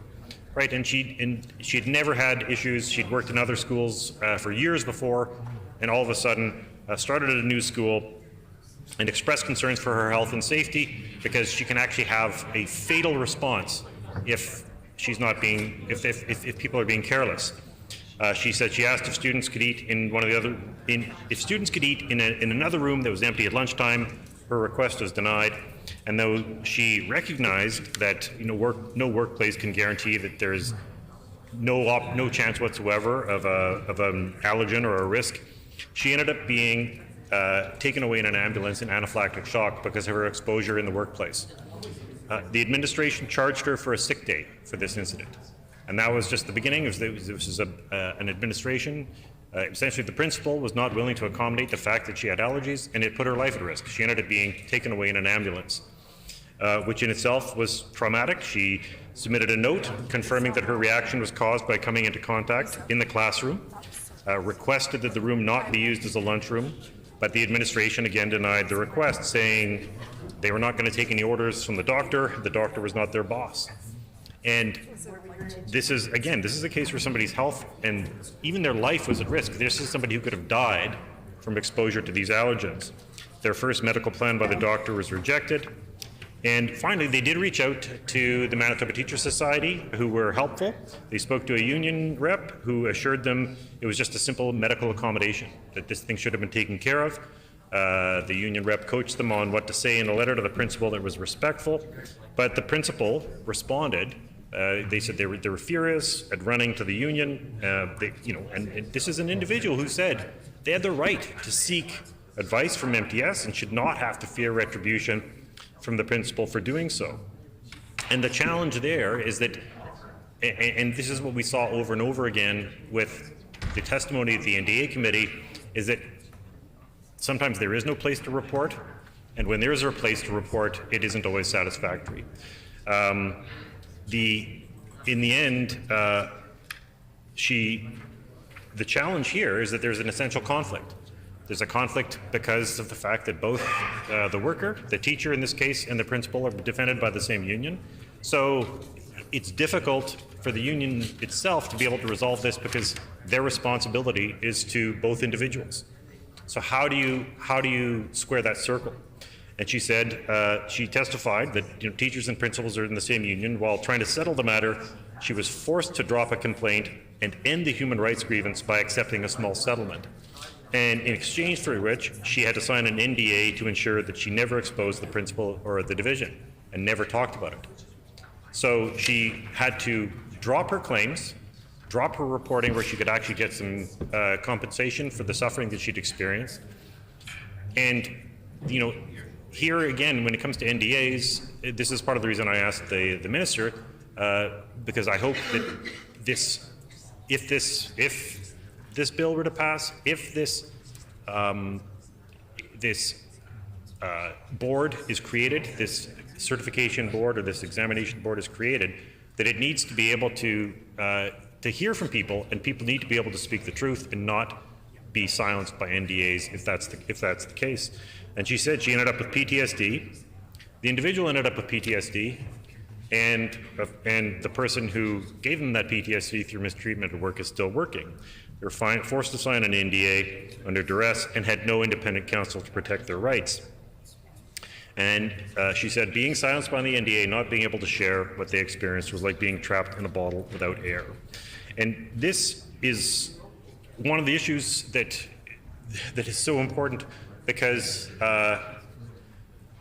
there is actually an enormous amount of workplace violence and workplace harassment that is not that is difficult to report. And actually, the Canadian Labour Congress put out a report called "Respect at Work." It was very important. It was a survey of workers all across the country with very significant findings. And again, I believe these are things that every member should read if they have an opportunity to read the testimony of the committee, of the NDAs. It's incredibly important. But also this report by the Canadian Labour Congress about the difficulties that people face at work, because it's really, really shocking. It actually shows it talked to and surveyed workers in the private sector as well as the union, as well as unionized workers. Unionized workers tend to have slightly better protections than the private sector, but the levels of the number of individuals who were experiencing bad behavior at work, it wasn't just a few bad apples. It was people. We're talking about people. 50% of more of workers were sometimes facing were facing serious abuse. We're talking about sexual harassment, sexual assault, violence, and assaults at work. It's a very, very important document. It's unfortunate it hasn't had the kind of attention it had, but education is one of those sectors.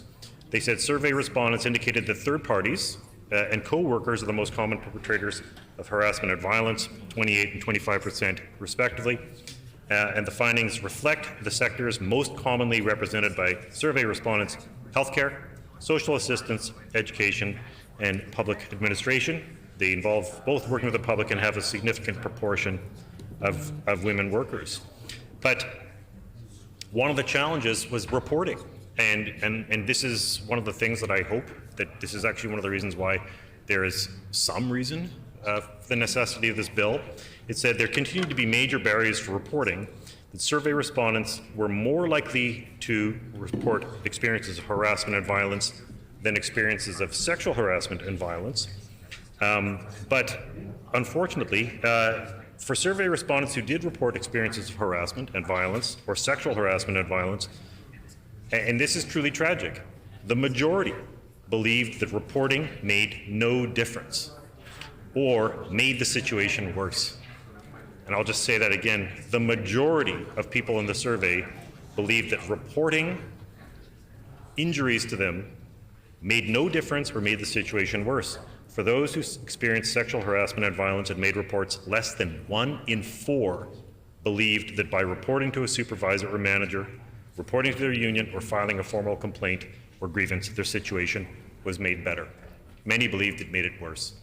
And so that is something we should all be considering with a bill like this, is that this is an unacceptable way for people to be treated, is that especially if people are going to be reporting, they have to be assured that they're going to be protected, that they are going to be safe, that they're going to be able to, and that they won't be punished, which unfortunately is the result.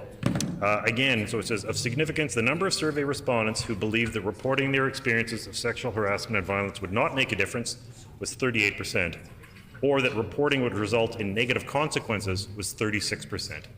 That's the vast majority. It's 2/3 of people. The findings are supported by research on workplace sexual harassment and violence, which has demonstrated that most women do not report their experiences for a variety of reasons, including fear of retaliation, including job loss, potential disbelief, and/or lack of information about resources. And when they talk about the places that are affected, 1 in 2, 50% were physically intimidated, and almost 1 in 6, which is 16%, were physically assaulted, resulting in serious injury. 1 in 6. These are really extraordinary numbers. And this is why it's so important to be able to have bills that don't just cover students, that actually are able to deal with these complaints in a way that's fair and equitable, and not limit these, not limit bills simply to, we need to not just be protecting students. We need to protect students. We need to protect children, but we also need to be making sure that the people who are working in schools are protected as well, because that hasn't happened to an adequate degree. And it is a very serious challenge in this province. I've worked with a number of survivors of violence and sexual assault, and it is extremely difficult to report. It is extremely difficult for people to get the justice they hope for. There is barrier after barrier after barrier, in part because it seems that the systems are set up to defend the system and not to actually get justice or fairness for people who are being mistreated. And so, I mean, the other thing about this is that it is very narrow, and it's also a bill that's very narrow in scope. I did see somebody point out that we don't have this level of oversight and complaint for other professions in the province, the police being one. Is that I will have to point out that, in the last 20 or 30 years, I don't know, or I'm not sure that I know of any cases where teachers have been putting people's lives at risk, and clearly the teaching is very different than policing. But with policing, the police actually are granted the right to use violence and deadly force, and we have looser regulations over them than we do over teachers. So part of this is that it's, I would say, a bit selective. We do need bills in this kind of regulation, but there's a real lack of capacity because the requirements for reporting too often are not independent. Is that people can't go to courts, they're expected to go to somebody else first, even if they take the example of whistleblower laws, that you're expected to reach out to your immediate supervisor. Well, what if your immediate supervisor is the problem? And unfortunately, this is the same case, I will say, in environments where, let's say a unionized environment, the expectation, right, and there's lots of justification for this, that if you are a worker and you've got a conflict with somebody, the assumption is that it's going to be with your employer, that it's going to be your employer who's mistreating you. And again, there's plenty of evidence for that. There's plenty of justification for that. That's why labor movements exist. That's why unions exist, to protect people. The challenge is sometimes when it's within a group and you're having the challenge of being able to deal with these things. You're able to have an independent place to go, so it isn't people marking their own homework, so to speak. So this is, as a bill, we see it as being deeply flawed. I think that the critical element, just to go over again, is that it's too loose in terms of its definition of what could be a problem. To have a situation where you've got regulation, which can be made up after the fact, can be deleted after the fact, rather than legislation where we know ahead of time this is going to be, if this legislation comes to be, it'll be a powerful piece of legislation that'll make the difference between whether somebody gets to keep their job or not. It'll make the difference between whether they're could be publicly shamed or not. It could result in ruining their careers and derailing their life. Right? Those are the consequences sometimes for people who are going to be, and you want to make sure that never happens. That you never have a situation where somebody is wrongfully convicted, that they're smeared, or that something happens to them, that they're found guilty just on the basis of an accusation and not on the basis of evidence. So you have to have an incredibly robust framework for that to make sure that that's happening.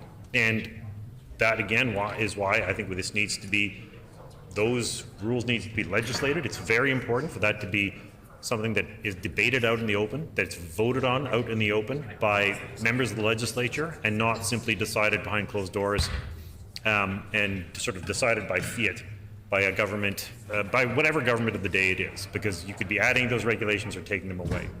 The other is that it needs to be broader in the sense that we need to have, and again, this is partly about protection of teachers, but recognizing that it's not just about protecting children, but about protecting the entire environment. That if you have a workplace, it's often said of healthcare that the condition of work is the condition of care. The conditions of work are the conditions of care.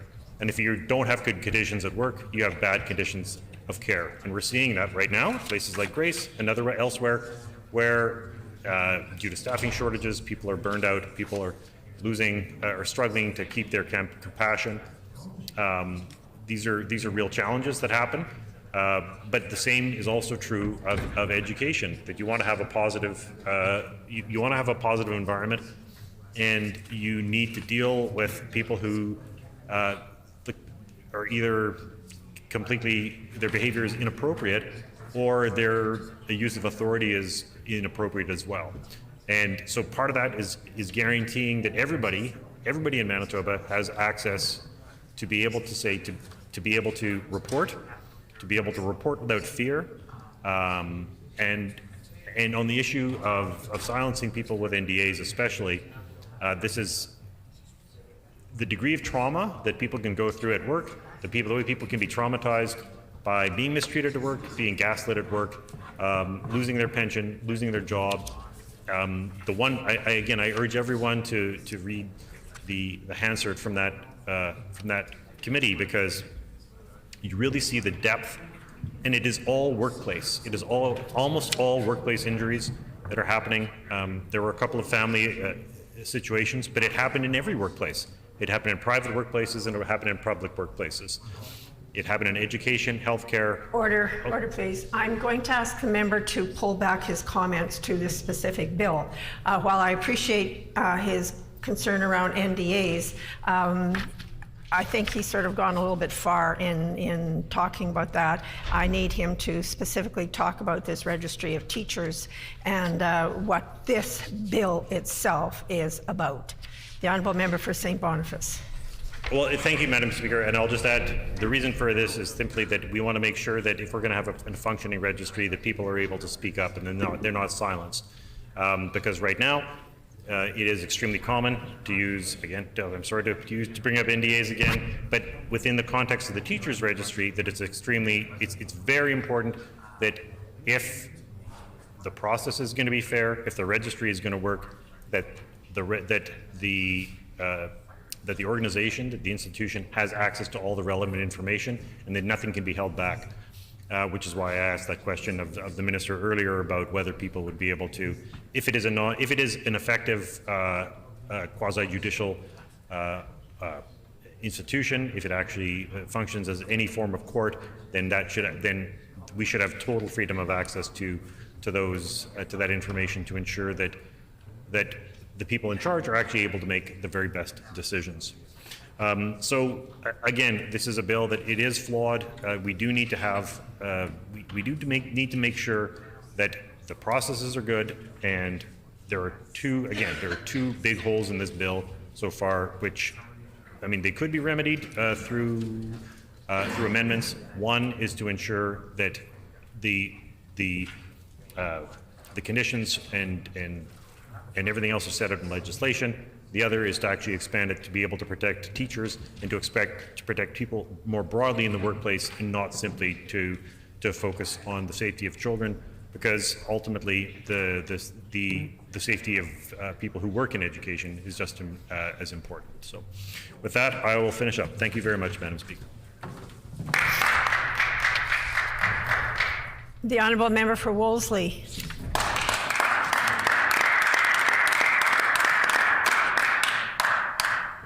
Thank you, Madam Speaker. I'm very happy to stand today to have the opportunity to speak about Bill 35, the Education Administration Amendment Act. This bill amends the Education Administration Act. To teach in a public school or funded independent school, a teacher must have a Manitoba teaching certificate, and the following are the key changes that are being made in relation to these certificates. That there's an online registry of teachers established to allow the public to obtain information about a teacher's teaching certificate, including the date it was issued, its class, and its current status. The registry also includes a record of any disciplinary action against a teacher. A director of certification is appointed to oversee the certification process for teachers and the registry. The government is given authority to make competence standards that teachers must meet to be issued and maintain a teaching certificate. And a commissioner is to be appointed to oversee a new discipline process for teachers. The commissioner review complaints from the public and reports from school boards and other employers about teacher misconduct and incompetence. The commissioner can decide what action is appropriate to address a complaint or report and can investigate, close the matter by not taking further action, postpone taking action if the teacher's employer or a criminal proceeding is addressing the same concern, enter into a consent resolution agreement in which the commissioner and the teacher agree on appropriate consequences that address the concern without a hearing, and order a hearing and appoint a hearing panel. If a hearing panel finds a teacher guilty of professional misconduct or incompetence, or that a teacher lacks capacity to carry out professional responsibilities, the panel may suspend or cancel the teacher's certificate, place limitations or conditions on it, or reprimand the teacher. An appeal from the hearing panel's decision may be made to the Court of King's Bench, and consequential amendments are made to the Public Schools Act and the Manitoba Teachers Society Act. So, Madam Speaker, clearly, and I think this message has come across loud and clear from my colleagues today, that safety of children is our #1 priority. You know, I'm a mom. Prior to being an MLA, I was a counselor. I worked with kids for almost 3 decades. I started my career working with children who were sexually exploited. My first 7 years as a counselor, I worked in a rehabilitation residential program for sexually exploited children. And, you know, I was pretty young. I was only in my 20s when I started that work. And it really set the stage for the rest of my life for what I'm doing today in many ways.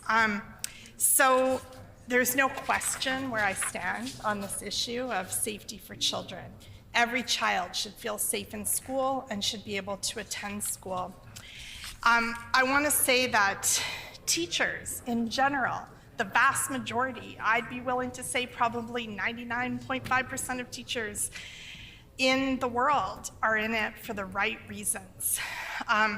We know that teachers have an incredible power to change and influence the lives of children. And most of the time, they influence their lives for the better. But sometimes they influence their lives in irreversible and terrible ways. We heard a wonderful testimony from the member for Union Station about the influence of a very, very powerful teacher and coach in their lives. You know, I had some pretty wonderful teachers along the way too. I have teachers in my family. I have a insanely large family because of all kinds of blending along the way. But I was trying to count it up, I believe 3 brothers, 3 sisters-in-law, an uncle and 2 aunts, and someone I kind of consider a sister in our blended family that are all teachers. Some of them are retired now, some of them are currently teachers today. And so education is a really big part of any family conversation that I'm in. I know and respect these family members and their skills and ability and how they change the lives of students. And I have a number of friends that are educators. I had the opportunity when I worked at Women's Health Clinic for a number of years. I trained volunteers to deliver workshops in classrooms on body image and self-esteem. Some of that was to offset some of the negative influences out there in the culture, like the sexualization of girls that happens in the general everyday life of the world. Through that program, a number of the volunteers in my program, actually, they were in school to become teachers or they went on to become educators. So this is a very big part of my life, and I have enormous respect for all of these educators. But I also know, something I know very deeply in my bones, is that when someone is a pedophile, when their sexual proclivity is towards children or youth, when that is what they want access to, they are very smart, Madam Speaker, and they will find their victims. And that is why pedophiles go into teaching. Pedophiles go into childcare work. Pedophiles go into medical professions. Pedophiles generally don't go into jobs where they have no access to children unless they have had therapy and rehabilitation and are actively working at not offending, right? But there's a reason that this happens. And people are often so surprised. It was that person they really trusted, they thought was so great, who was so generous or went out of their way or did those extra things. And it's really hard for children to kind of see their way, you know, to understand, especially because pedophiles will also go out of their way to target the most vulnerable.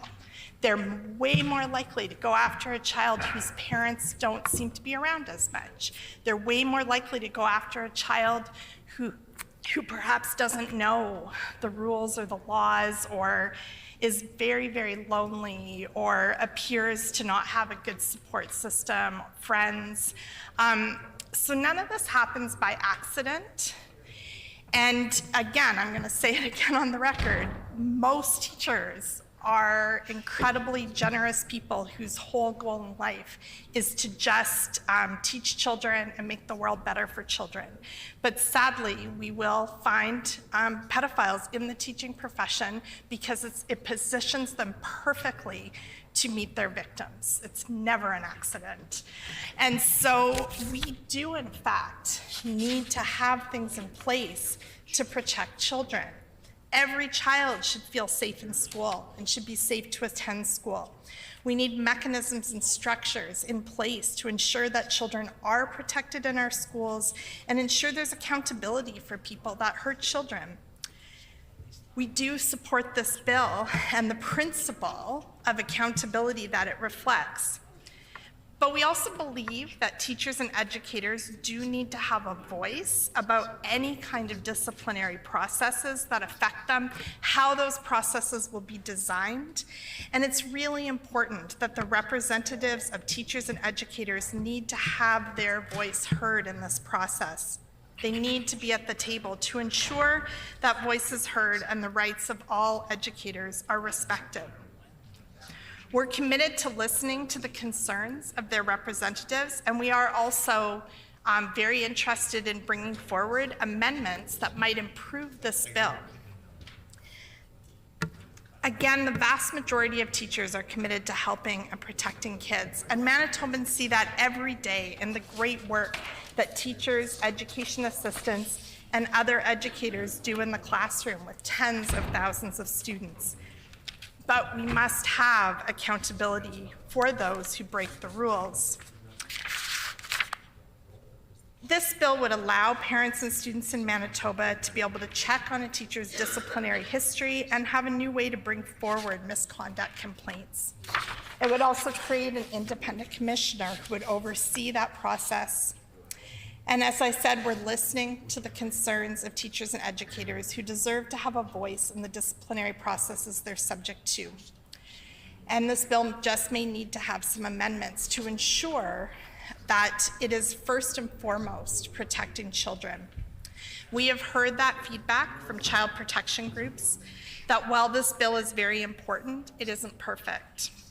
The organization Stop Educator Child Exploitation has said that the registry is a positive first step. And the Canadian Centre for Child Protection has also said the bill is a positive step which will bring Manitoba more in line with other provinces on this issue, including British Columbia and Ontario. I want to say a little bit more about the impact of sexual abuse, about what happens to children who have been sexually exploited in the education system by a teacher, by a coach, by any adult they come in contact with who has power, so much power that they carry in their lives. So I'm just going to give a little bit of more background on that. We know that victims of any kind of sexual assault and sexual exploitation, you know, I think I'll just tell a little bit of a personal story. My grade 6 teacher, I'm tempted to put his name on the record, but I won't. He had a habit of walking into the girls' change room, supposedly to tell us to hurry up and get ready and get out to the soccer field. He also had a habit of staring at the breasts of the girls in his grade 6 class. And he frequently made inappropriate comments. This was 1977. None of us had any idea what to do about that. I'm fine. Sorry. I'm going to say, fortunately for me, I have no idea if his behavior ever went further than that, but I often wonder about my quietest classmates. Wonder if they were harmed by this man. And I'm giving that example because, to my knowledge, he didn't sexually assault anyone, right?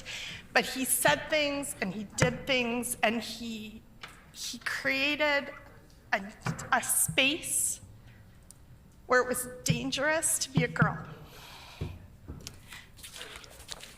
And those kinds of behaviors have an impact, a significant impact. So victims of sexual assault, sexual exploitation, sexual harassment, and I'm just gonna say sexual danger zones in schools are, being around perpetrators of that kind of behavior affect people, girls, boys, non-binary, trans, all genders. They are affected emotionally, physically, psychologically, and socially. There are a number of other effects that this kind of sexual violation has on youth. My clients that I worked with for decades engaged in self-harm. They were more at risk for, sexual behaviors ahead of their age, sexually transmitted infections. They struggled with substance abuse to cope with their trauma. They often experienced disassociation, which is a pretty healthy defense mechanism for the brain to help you cope with trauma. Some experienced panic attacks, and I worked for years with people with eating disorders. And, with eating disorders, about 70% of those who experience eating disorders have had some kind of trauma in their life, and often, but not always, that's been a sexual trauma. It affects survivors in so many ways, including perceptions of their body and feelings of control. We know that youth can sometimes become pregnant following sexual assault. Some struggle with sleep disorders, including falling or staying asleep, sleeping at unusual times of the day or for longer or shorter than usual. And being sexually exploited puts youth at increased risks of experiencing depression or suicidal thoughts. Being sexually assaulted, especially by a person that a young person trusts, can often cause that person to struggle to develop relationships or trust others again. When I think about some of those trusting relationships, like in the world of texting, oh my goodness, like I'm sure many of us are happy we did not have to navigate our adolescence through cell phones and texting and social media, but the kind of immediate access that an adult who wants to exploit a child has through those mechanisms is terrifying. We're hearing that there's significant numbers of, an increase in numbers of teachers who have been accused of things over the last couple of years that maybe is tied to the pandemic. And I'm not letting them off the hook for whatever happened for them during the pandemic, but I think about what was happening for those youth, that some of them just desperate for connection, and how that could have put them at risk. We know that many victims experience emotions such as anger, fear, frustration, confusion, guilt, shame, and grief. Victims may be angry with the offender, with service providers, with family members, with friends, the justice system, and often, in fact, almost always, with themselves.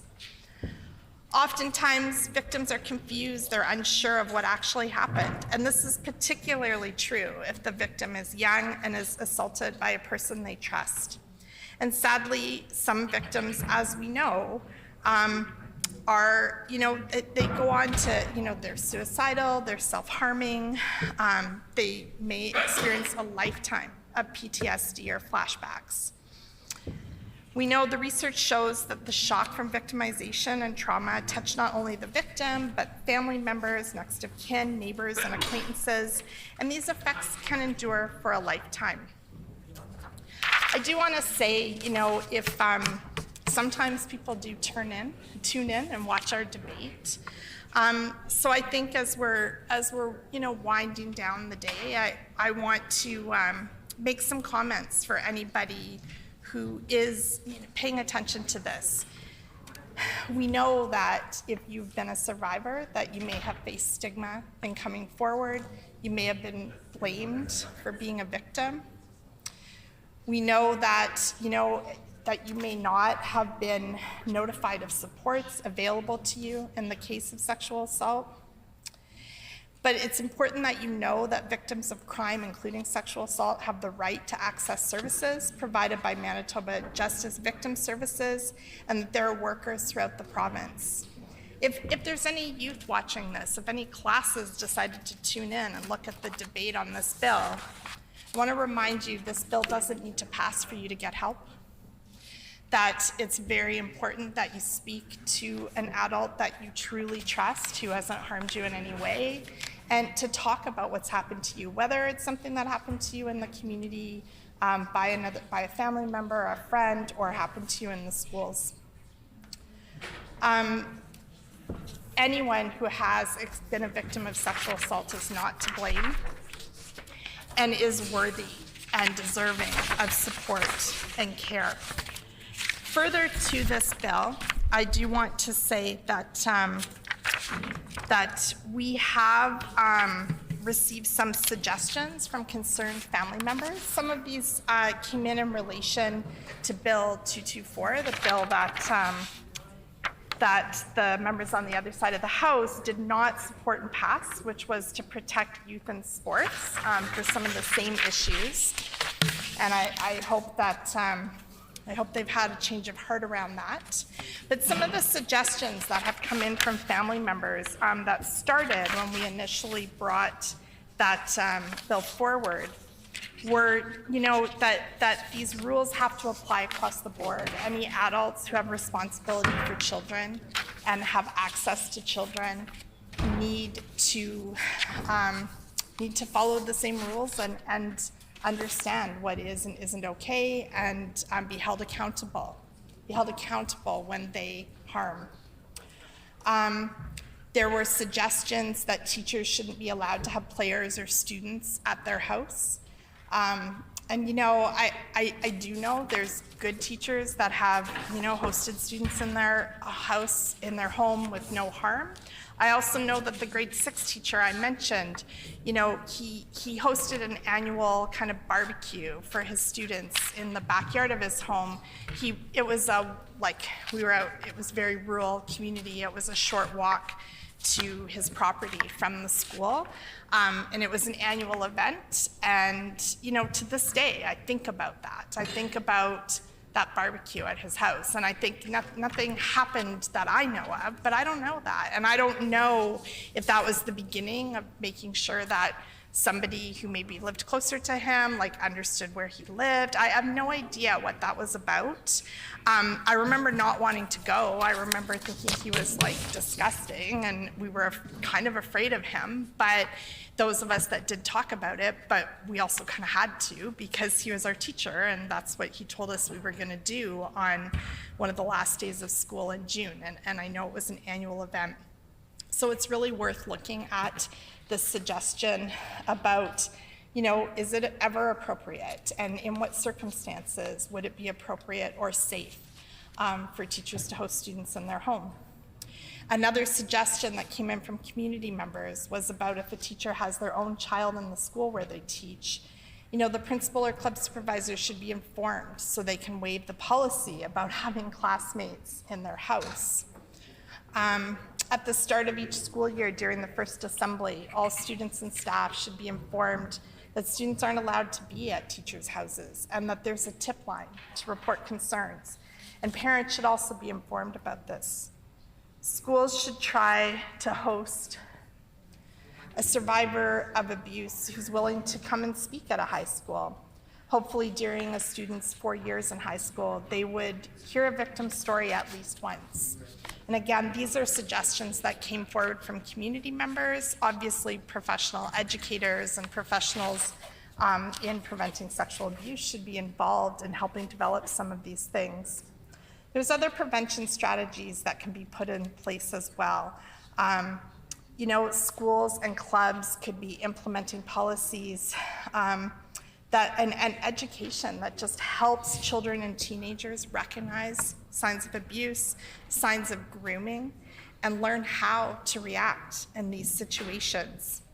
Some of the messages, and any of us that have parented, I hope, are very familiar with these messages that children need to hear over and over again, that their bodies are theirs, that, you know, if they have ever given someone permission to touch their body, or they have, you know, played or touched, whether it's just hugging or tickling in any way, first of all, that's their choice. If they don't want to be tickled or they don't want to be hugged, they shouldn't have to be in any context. That helps kids learn that they have autonomy over their bodies.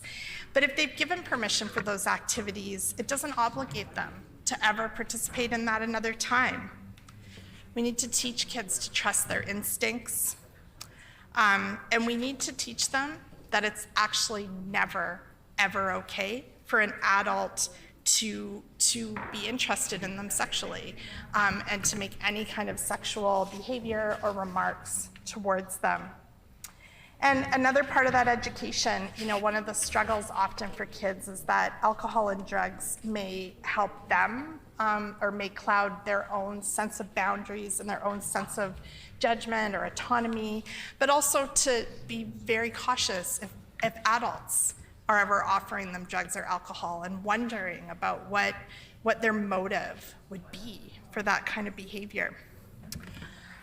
So Madam Speaker, I know that there are, you know, numerous other parts of this conversation that need to happen. And I trust that, you know, I trust that eventually when this gets to the committee stage, that we're also going to hear from a lot of community members who have something to say about this issue. These are changes that can't be made lightly, but also are incredibly important. They need to be done right. They need to be done in consultation with teachers. They need to be done in consultation with the groups that promote the prevention of sexual abuse and exploitation of children.